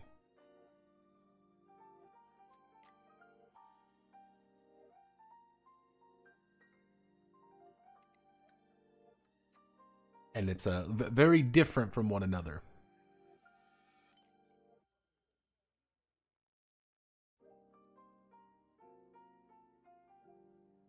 The hell?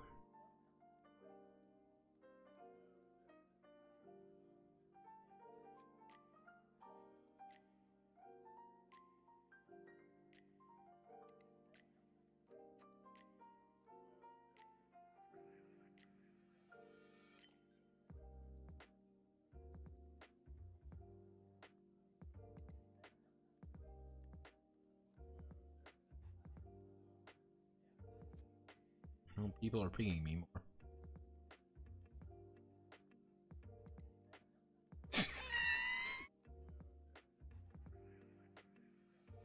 Thanks, guy who wrote Primrose. Very cool. Let's see. We do this. We do this. Do that, and that means we can then open up into a...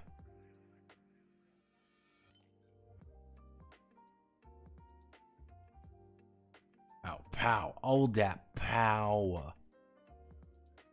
Not the mowers.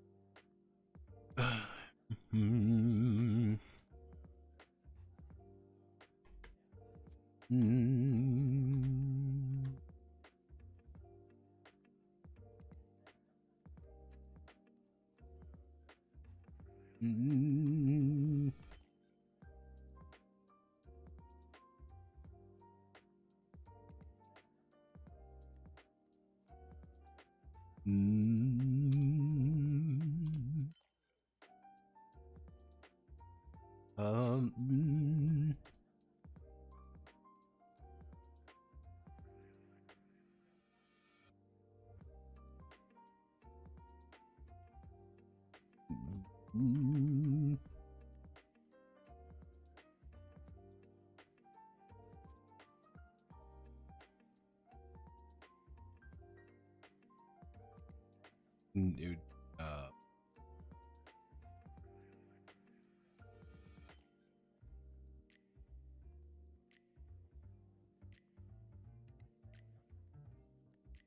I don't know, Fimbulvinter, the Fimbulvinter, whoa. Yo,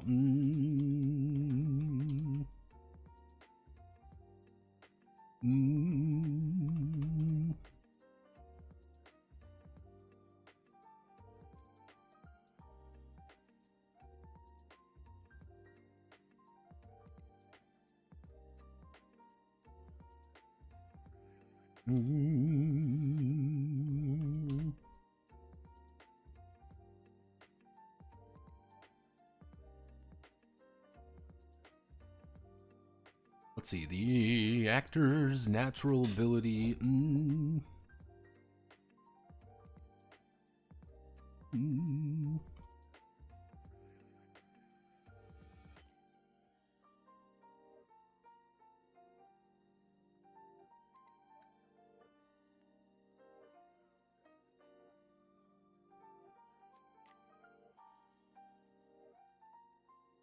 Mm.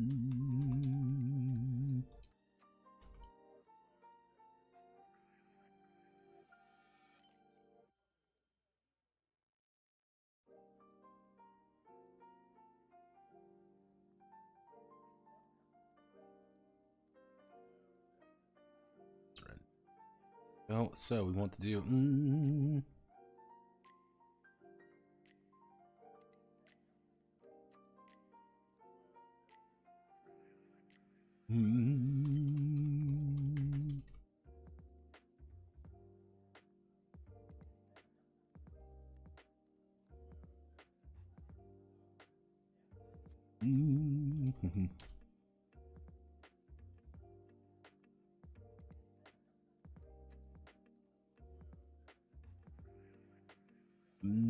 Let's see.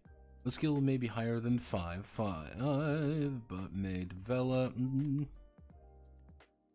Actually, how to free each actor. We're going to do. Actually, we're going to say each actor begins their journey with 30 skill points. 30 spread among 1, 2, 3, 4, 5, 6, 7, 8, 9, 10, 11, 12, 13, 14, 16. 16 divided by 30 divided by 16. That's not really a lot in any way. 30 skill points.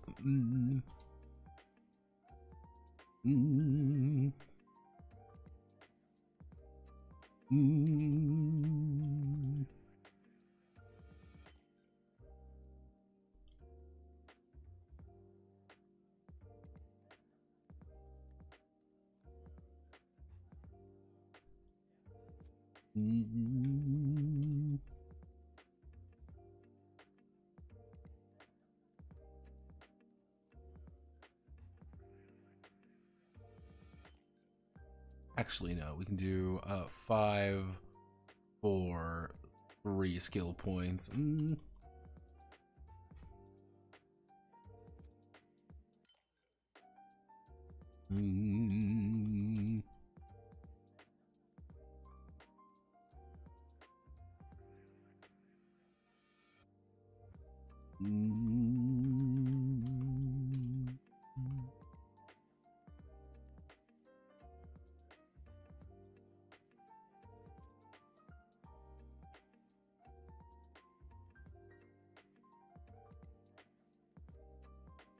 Oh.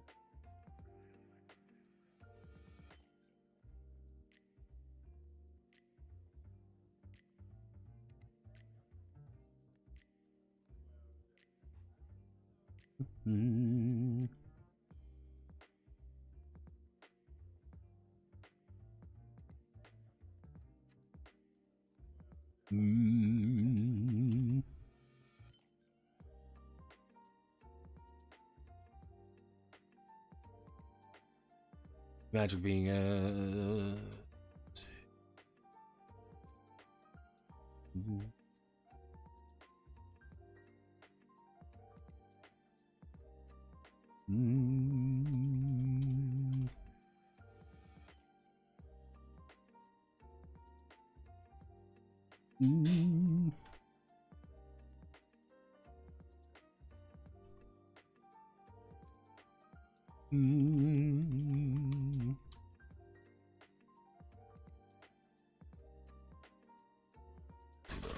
weapon and runes. The actors will be able.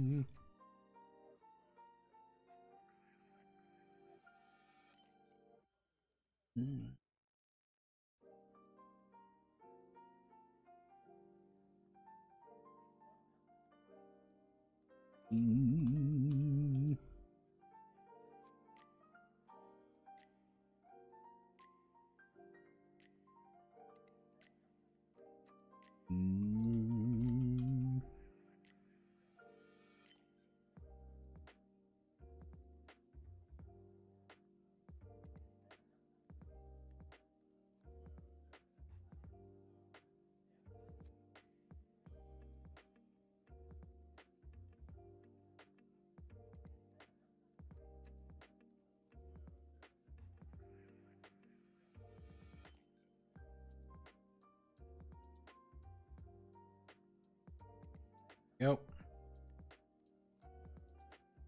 Yeah, so there's no magic skill, because of course not. If you want to do, like, little magic, you'd just be doing trick. Whoa, what's the pitch for this game? Well, hello there, Vega. This is Dämmerung Chordioid Akkord Fortissimo. This is based off a Japanese visual novel called Fortissimo. And in this game, you are going to be playing magicians or miracle users who have access to a powerful magic weapon and trying to survive a brand new crisis currently unfolding. To give you an idea, though, that's what I mean by, I love how it's so obscure, Notepad has to keep explaining it. To give you an idea of the, what we mean by a magician in this setting, I'm going to bring up, a, fairly, like a relatively, important character in the series, but she isn't that powerful by herself. This is Ichigo. This is Ichigo Sagara. Ichigo is a magician. She is somewhere between 31, she's effectively in her 30s, and she looks like a teenager because being a magician pretty much makes sure you don't age anymore. Because being a magician, there's a few things you gotta know about being a magician. Yeah, let me bring this up. 1, you stop aging. 2, you're immortal.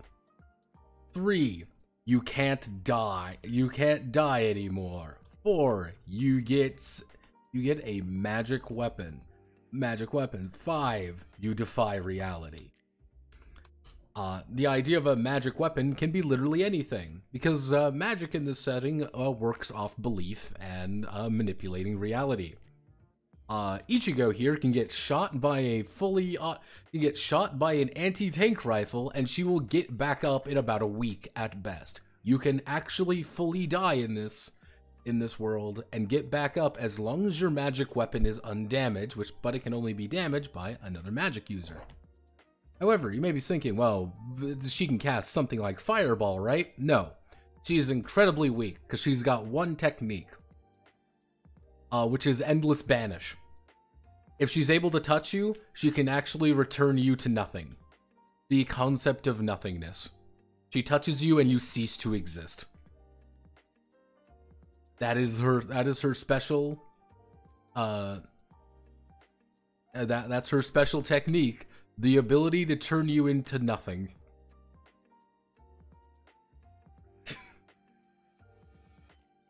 This is the range of bullshit superpowers this game has. Other famous ones is your best friend Ryuichi. Ryuichi has the ability to throw 7 lightning spears across 7 different realities, and if he kills you, in any of those realities, he kills you in the one you're currently fighting in. Because you didn't dodge in one of 7 different realities, therefore you've already lost.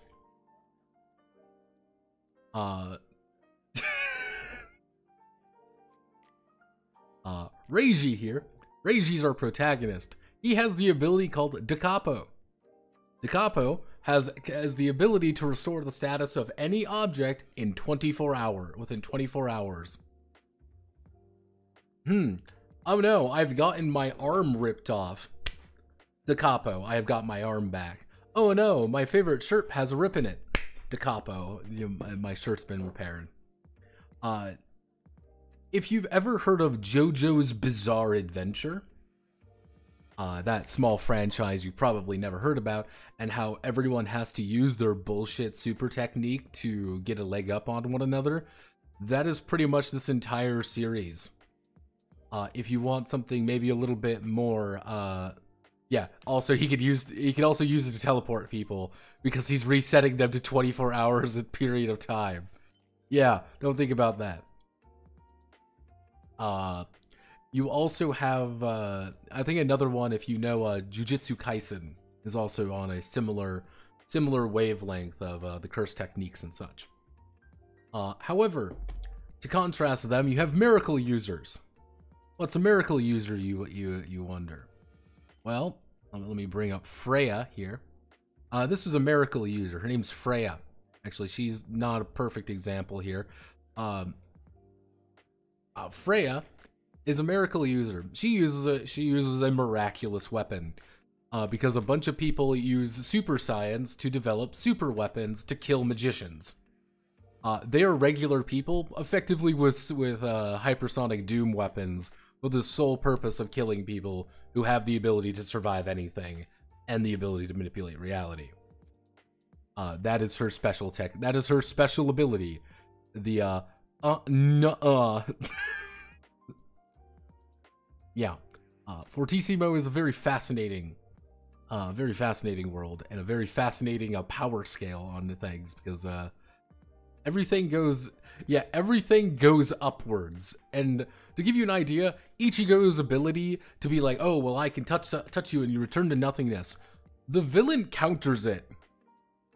He literally gets hit by it and he says no, and that doesn't happen. Magical technique, nah, I'd win. That is literally how 95% of the fights go down, is nah, I'd win. As everyone tries to use their bullshit technique to beat everyone else's bullshit technique. Oh hey, you have a bunch of piano wires that I physically cannot go through? I physically cannot go through because you stopped me, because you stopped kinetic energy? Damn, that's almost impossible for me to beat. What if I light my weapon on fire though? Can't block that. Ain't kinetic energy now, is it, bitch? Oh hey, you have a shield that nothing can go through? Nothing can break this shield? Cool. I have a sword that can cut through everything. The best way to think about this, Vegger, is become a 15-year-old boy and clap. Be like, holy shit, this is the greatest thing ever. And that's the energy you need for this. That's the level of thinking you need to do. And it is complete insanity. Have you ever heard of Steins Gate? They actually got the people who worked on the visual novel to help with the sequel, where things get really fucking weird. Yeah, no, it's a very goofy series, and it didn't really go anywhere. It did not really strike it big.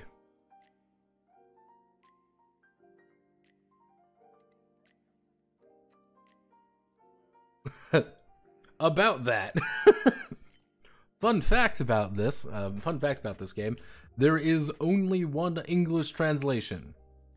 You can find it on Steam. It is done by Sakura Games, though, and the translation is beyond redemption. It is the worst thing imaginable. And yeah, he's going to link the YouTube, because someone actually translated the entire thing as a YouTube Let's Play, effectively.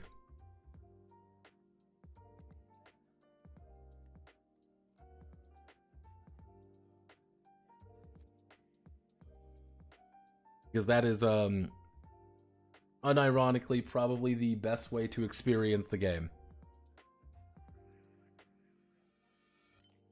Is a YouTube Let's Play, which you have to turn on closed captioning to actually see things. Yeah. It's slop. It's for TC slop. But, it's the kind of thing you look at and you're like, this is not real. And this is an important thing to note as well. You might be seeing this image down here. The base game is not actually 18 plus.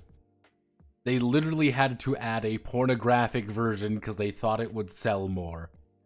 And then they released a version after that kept everything weird in the porn version, but removed all the sex scenes. Because they're like, man, nobody wants to buy this. Yeah, the story of Fortissimo is a story of very confusing everything. Also, in case you're wondering, yes, she is wearing a beanbag hat. That's Momoji. We all love Momoji. She's our main girl. That's we've got technically your magic weapon. You've got your little sister adopted. The girl with the stupid sword. Boobs. Momoji. I have no idea how to stat Momoji's magic weapon, by the way. I have no idea. Gonna be honest with you.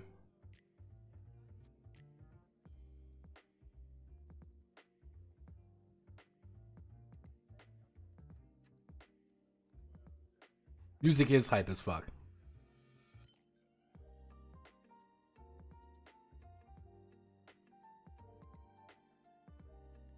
Because one big thing you gotta remember, almost all of the music is done by, like, actual musicians.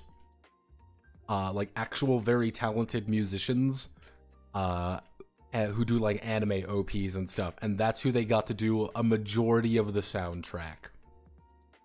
And we've debated, because if you try to Google this anywhere, you'll find Lacrima's website. Lacrima has not been active for about 3 years at this point.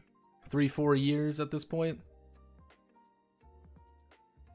All of their bots that were posting things, because until last year, there was Momoji bot and Sayuki bot on Twitter, who would post actively, and when Elon did the thing with all the bots, they all shut down.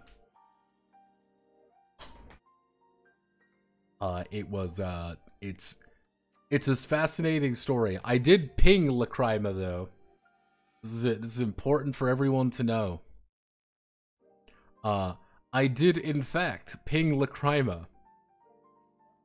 When I, I did ping them. I made sure that they knew about Fortissimo 3, the unofficial TRPG.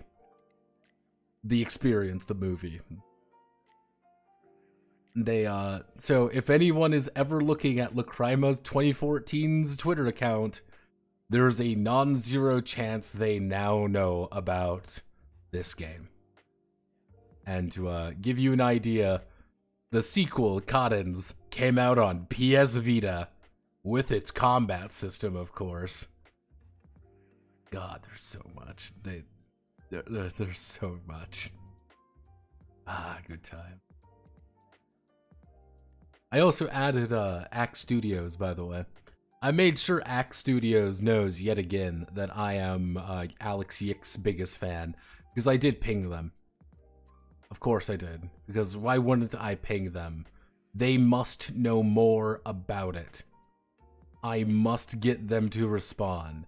I will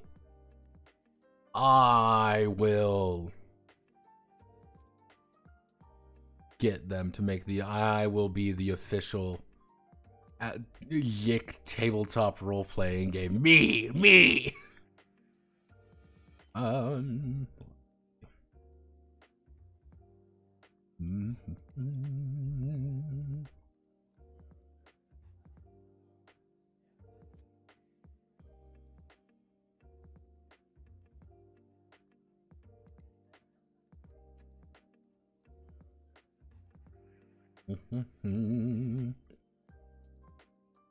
The power system, though, stretch dimensions and completely distorts reality.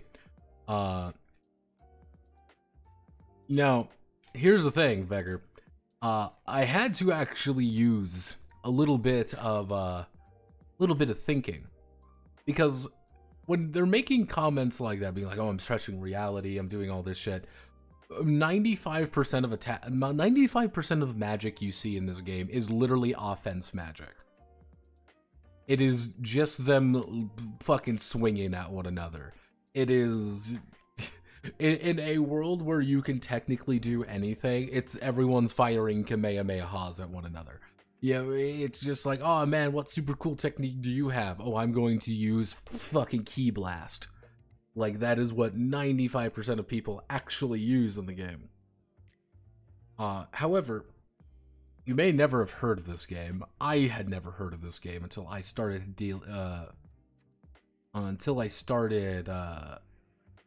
actually delving into it a little bit. This is Everway. Everway is an RPG from 1997 by Wizards of the Coast, actually.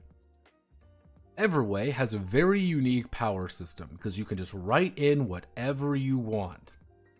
That's a big thing. You can write in whatever you want in it. However, you always have to define things. So, let's go down to speak with animals. You can just write in speak with animals, but it's 1 because it's a frequent. Because it's a frequent thing. It's like I can talk to all manner of animals. It doesn't mean if they want to talk, I'll have a lot to say or see things from a perspective that's at least a bit useful. Don't interact with humans, must not be able to identify specific people. Hey, it's an illuminating clap. You clap your hands and you create a gentle glow of light. It doesn't cost anything. Speak with animals is 1 because it's frequent. The idea here is you have a set number of points that you can define your powers as either being frequent, major, or useful, I believe. I believe it's yeah, right here. It's versatile. Versatile, that's what I mean. It's kind of the idea that if it's frequent, you put it. Is it major? You put a point in there. Is it versatile? Yes, you want to put a point in it. What I'm going to be doing is taking this very basic concept for all of the non-combat abilities and stretching it out. We're going to have to do a little bit of power autism creation. However, I have a few ideas to actually make it click together nicely.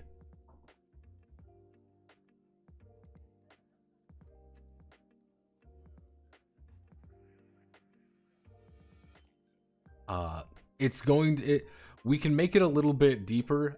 That's why we're not going to be handling it today. That's the secret here today, kids. We're going to do drive statistics, and then I am probably going to head out. Because over the weekend, I am going to write the vast majority of what magic weapons actually do. I'm going to sit down and we're just going to write it all out, and it's going to be a lot of fun, and it's going to be great and wonderful, and nothing wrong will go on, and I'm not going to feel absolute misery over it. I am going to feel absolute misery over it. God help me. God help me. But hey, that's half the fun, right? Right? Let's see.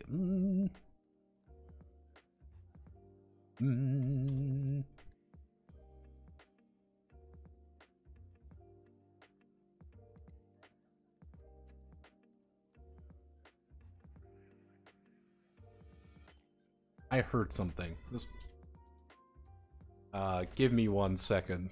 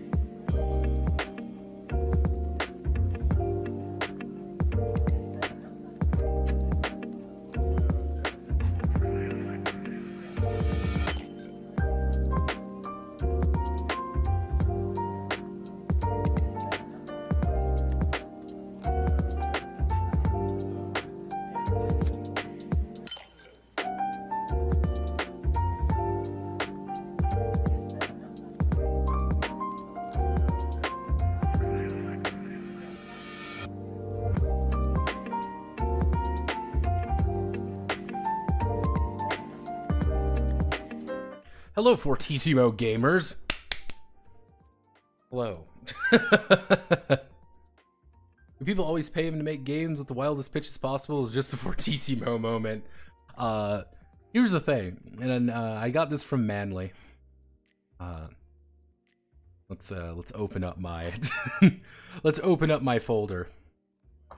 So I do not get requests for simple games. I've learned that in my life. I get requests for odd games. The Alona TRPG, the unofficial Alona TTRPG. Thank you very much. Even though we did, we did reach out to the company, and they would be interested. Wasn't interested necessarily, but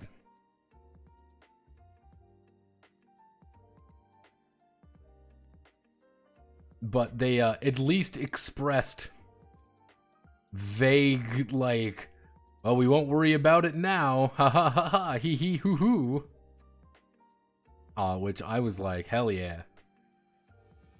Yee. And mind you, we also inadvertently, we did a, I did end up expanding the Alona game quite a lot. Simply due to a very autistic man being very dedicated to it. So I ended up expanding it out quite a bit.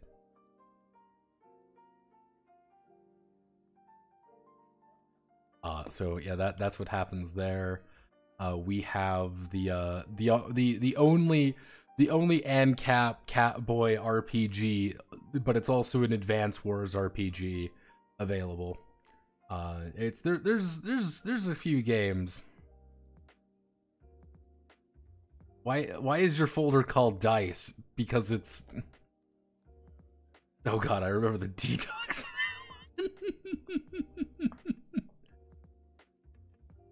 Like, I have lost faith in myself. The fucking UN is here. Yeah, that was one of those times. Like, again, I like commissions.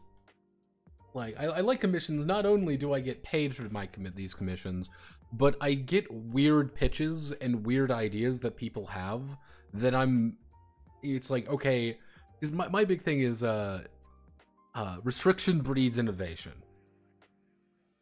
You have to, if you have a restriction placed on you, suddenly things get a lot more, suddenly things get a lot more interesting because you have to work around that restriction. Sometimes it's a setting, sometimes it's like a mechanical thing. There's a couple ideas. Just saying, hey, you have to make a game based on Fortissimo is by itself a challenge. And that's why I like writing games. I really like writing games because of that. It's very fascinating. Let's see. Statistical skills for.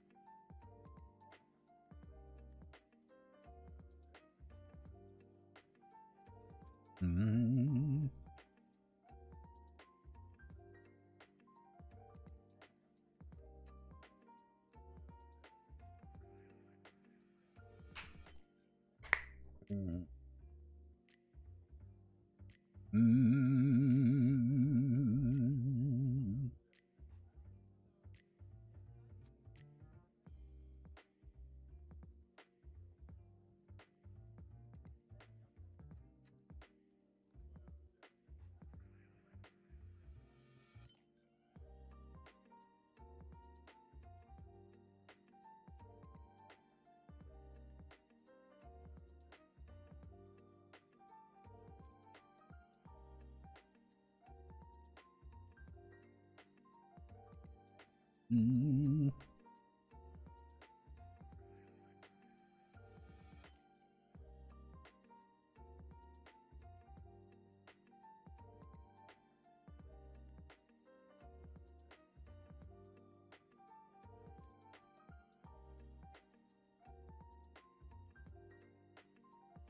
Mm-hmm.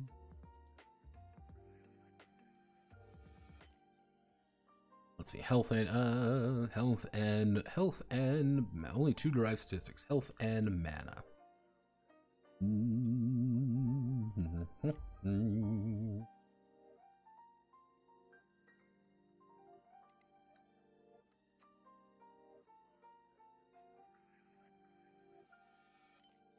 Mm-hmm.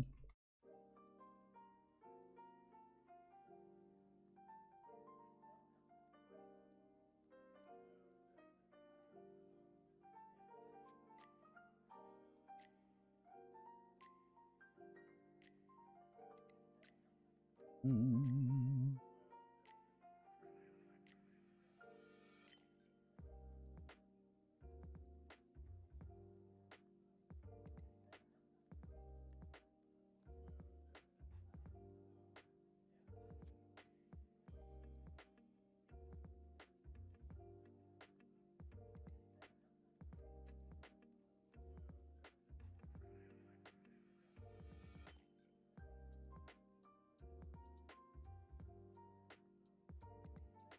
Bullshit we got off here. Mm.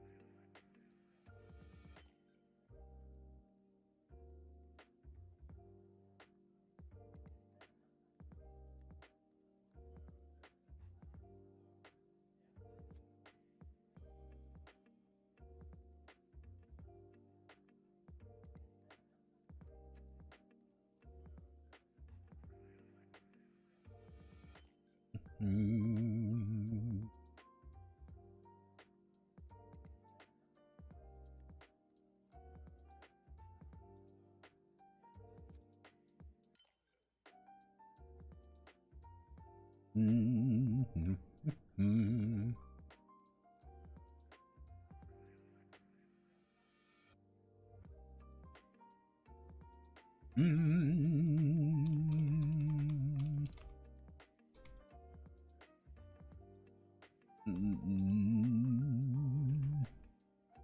Health is a measure of bodily harm. An actor can.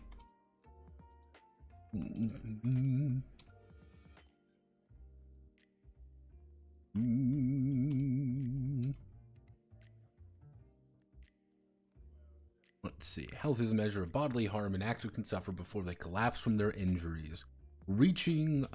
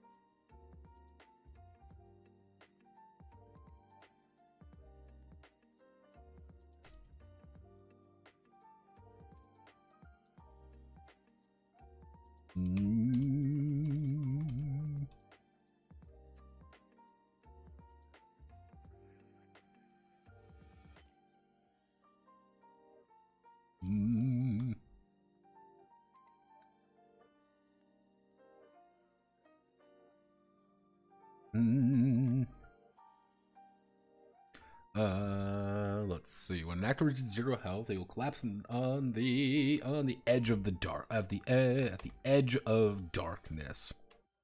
Because throughout the game, they refer to dying as entering the darkness. Oh, when an actor reaches 0 health, they will collapse on the edge of darkness. They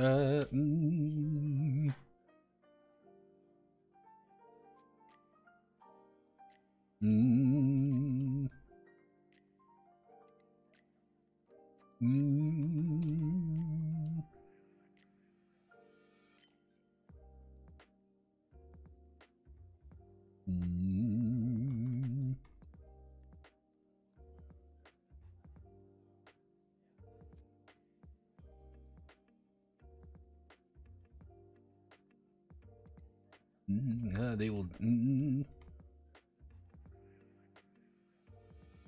They will have died from their injuries. If they cannot be healed,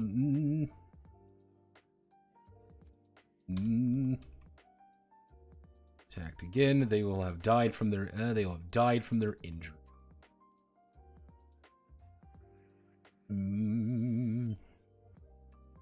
Yep, upon reaching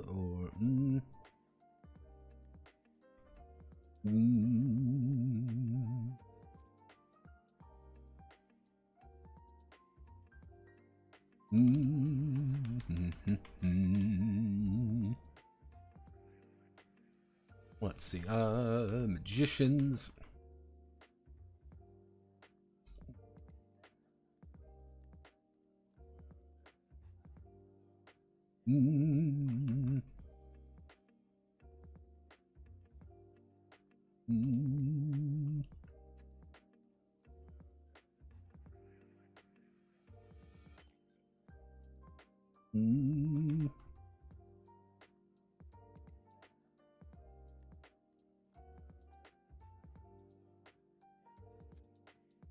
Let's see, recover up to their critical state and then their full health after a day of relaxation.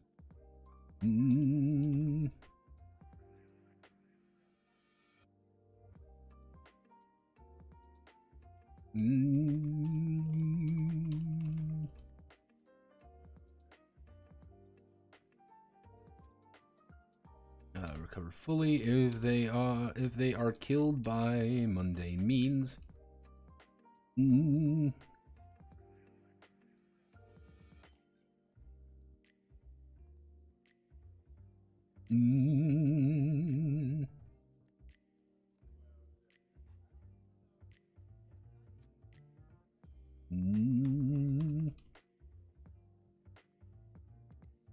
There we go. Magicians and maggots recover up to their critical state and then to full health after a full day of rest and relaxation. Thus, if they are still standing at the end of the battle, it would take a total of 2 days for them to recover fully. If they are killed by mundane means, they will resurrect after a week of time if their body is intact, or 2 weeks if it is not. Because that's the secret with magicians. As long as their body is still, as long as your magic weapon is still alive, and unharmed, technically, you'll get back up. You can be atomized. You can be literally atomized, and after 2 weeks, you will come back to life. And it would be as if nothing happened. Oh, you have been shot with an anti-material rifle and your entire chest is gone? Don't worry. It'll be a week before you get back up.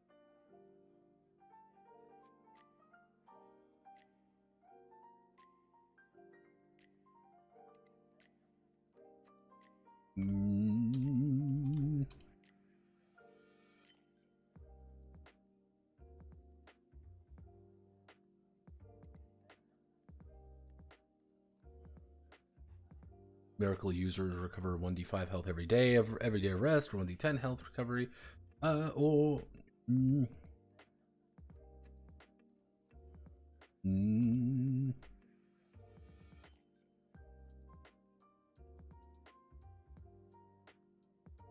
Mm.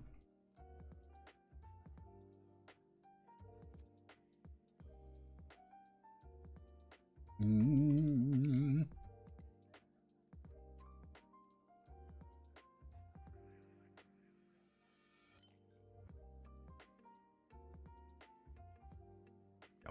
Yeah, that's the secret with being a miracle user.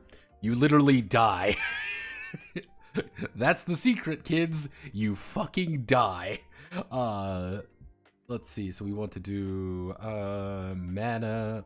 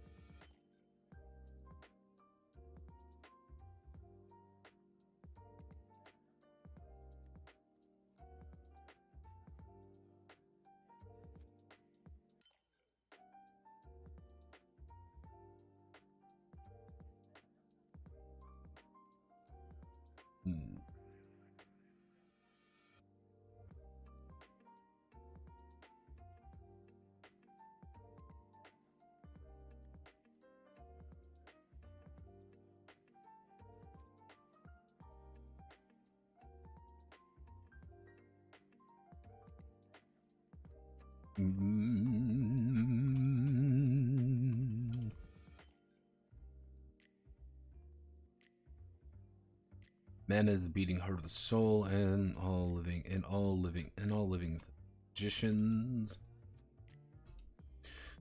able to manipulate their mana to perform.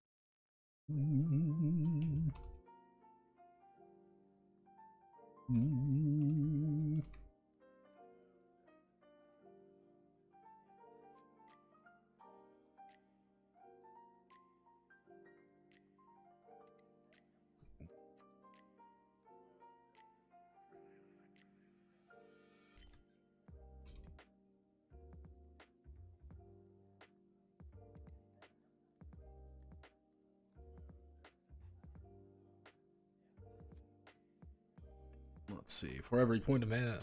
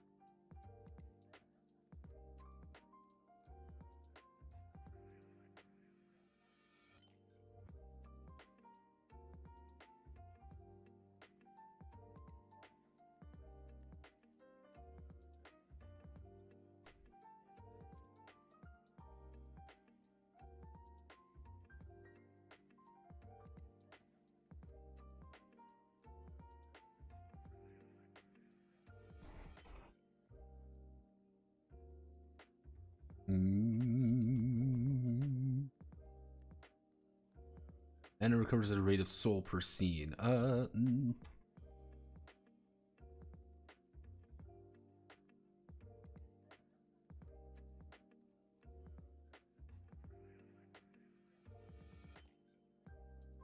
Let's see. Mana recovers at a rate of soul per day, increasing its ability.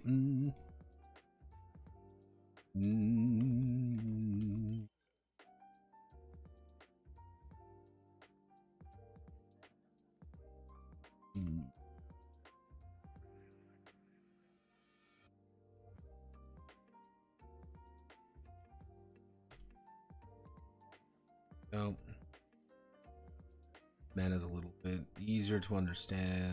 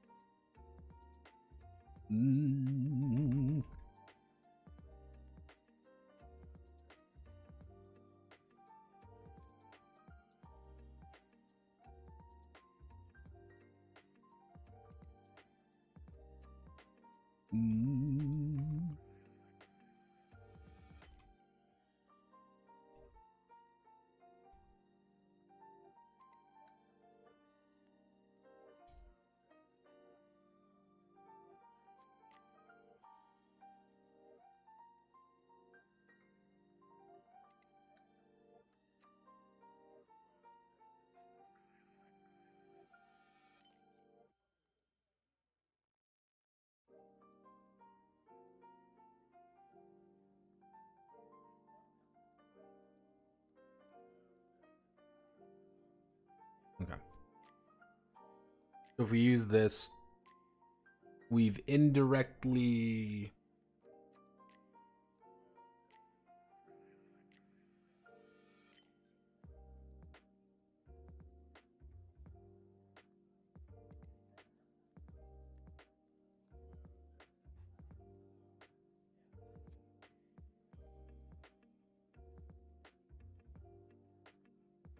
Okay.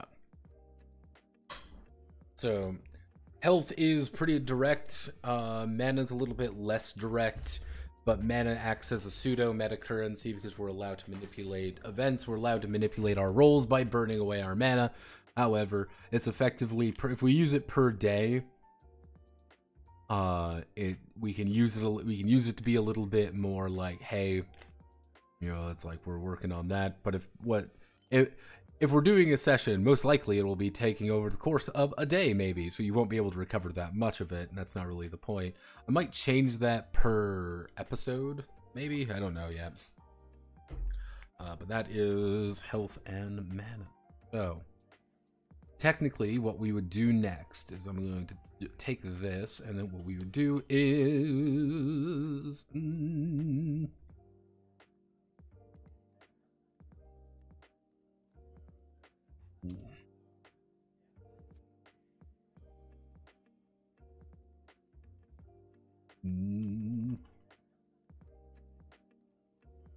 Magical and miraculous weapons. That is what we're going to be working on Monday, or this weekend for me, but that should be good enough for now. I'm going to call it here. Thank you all.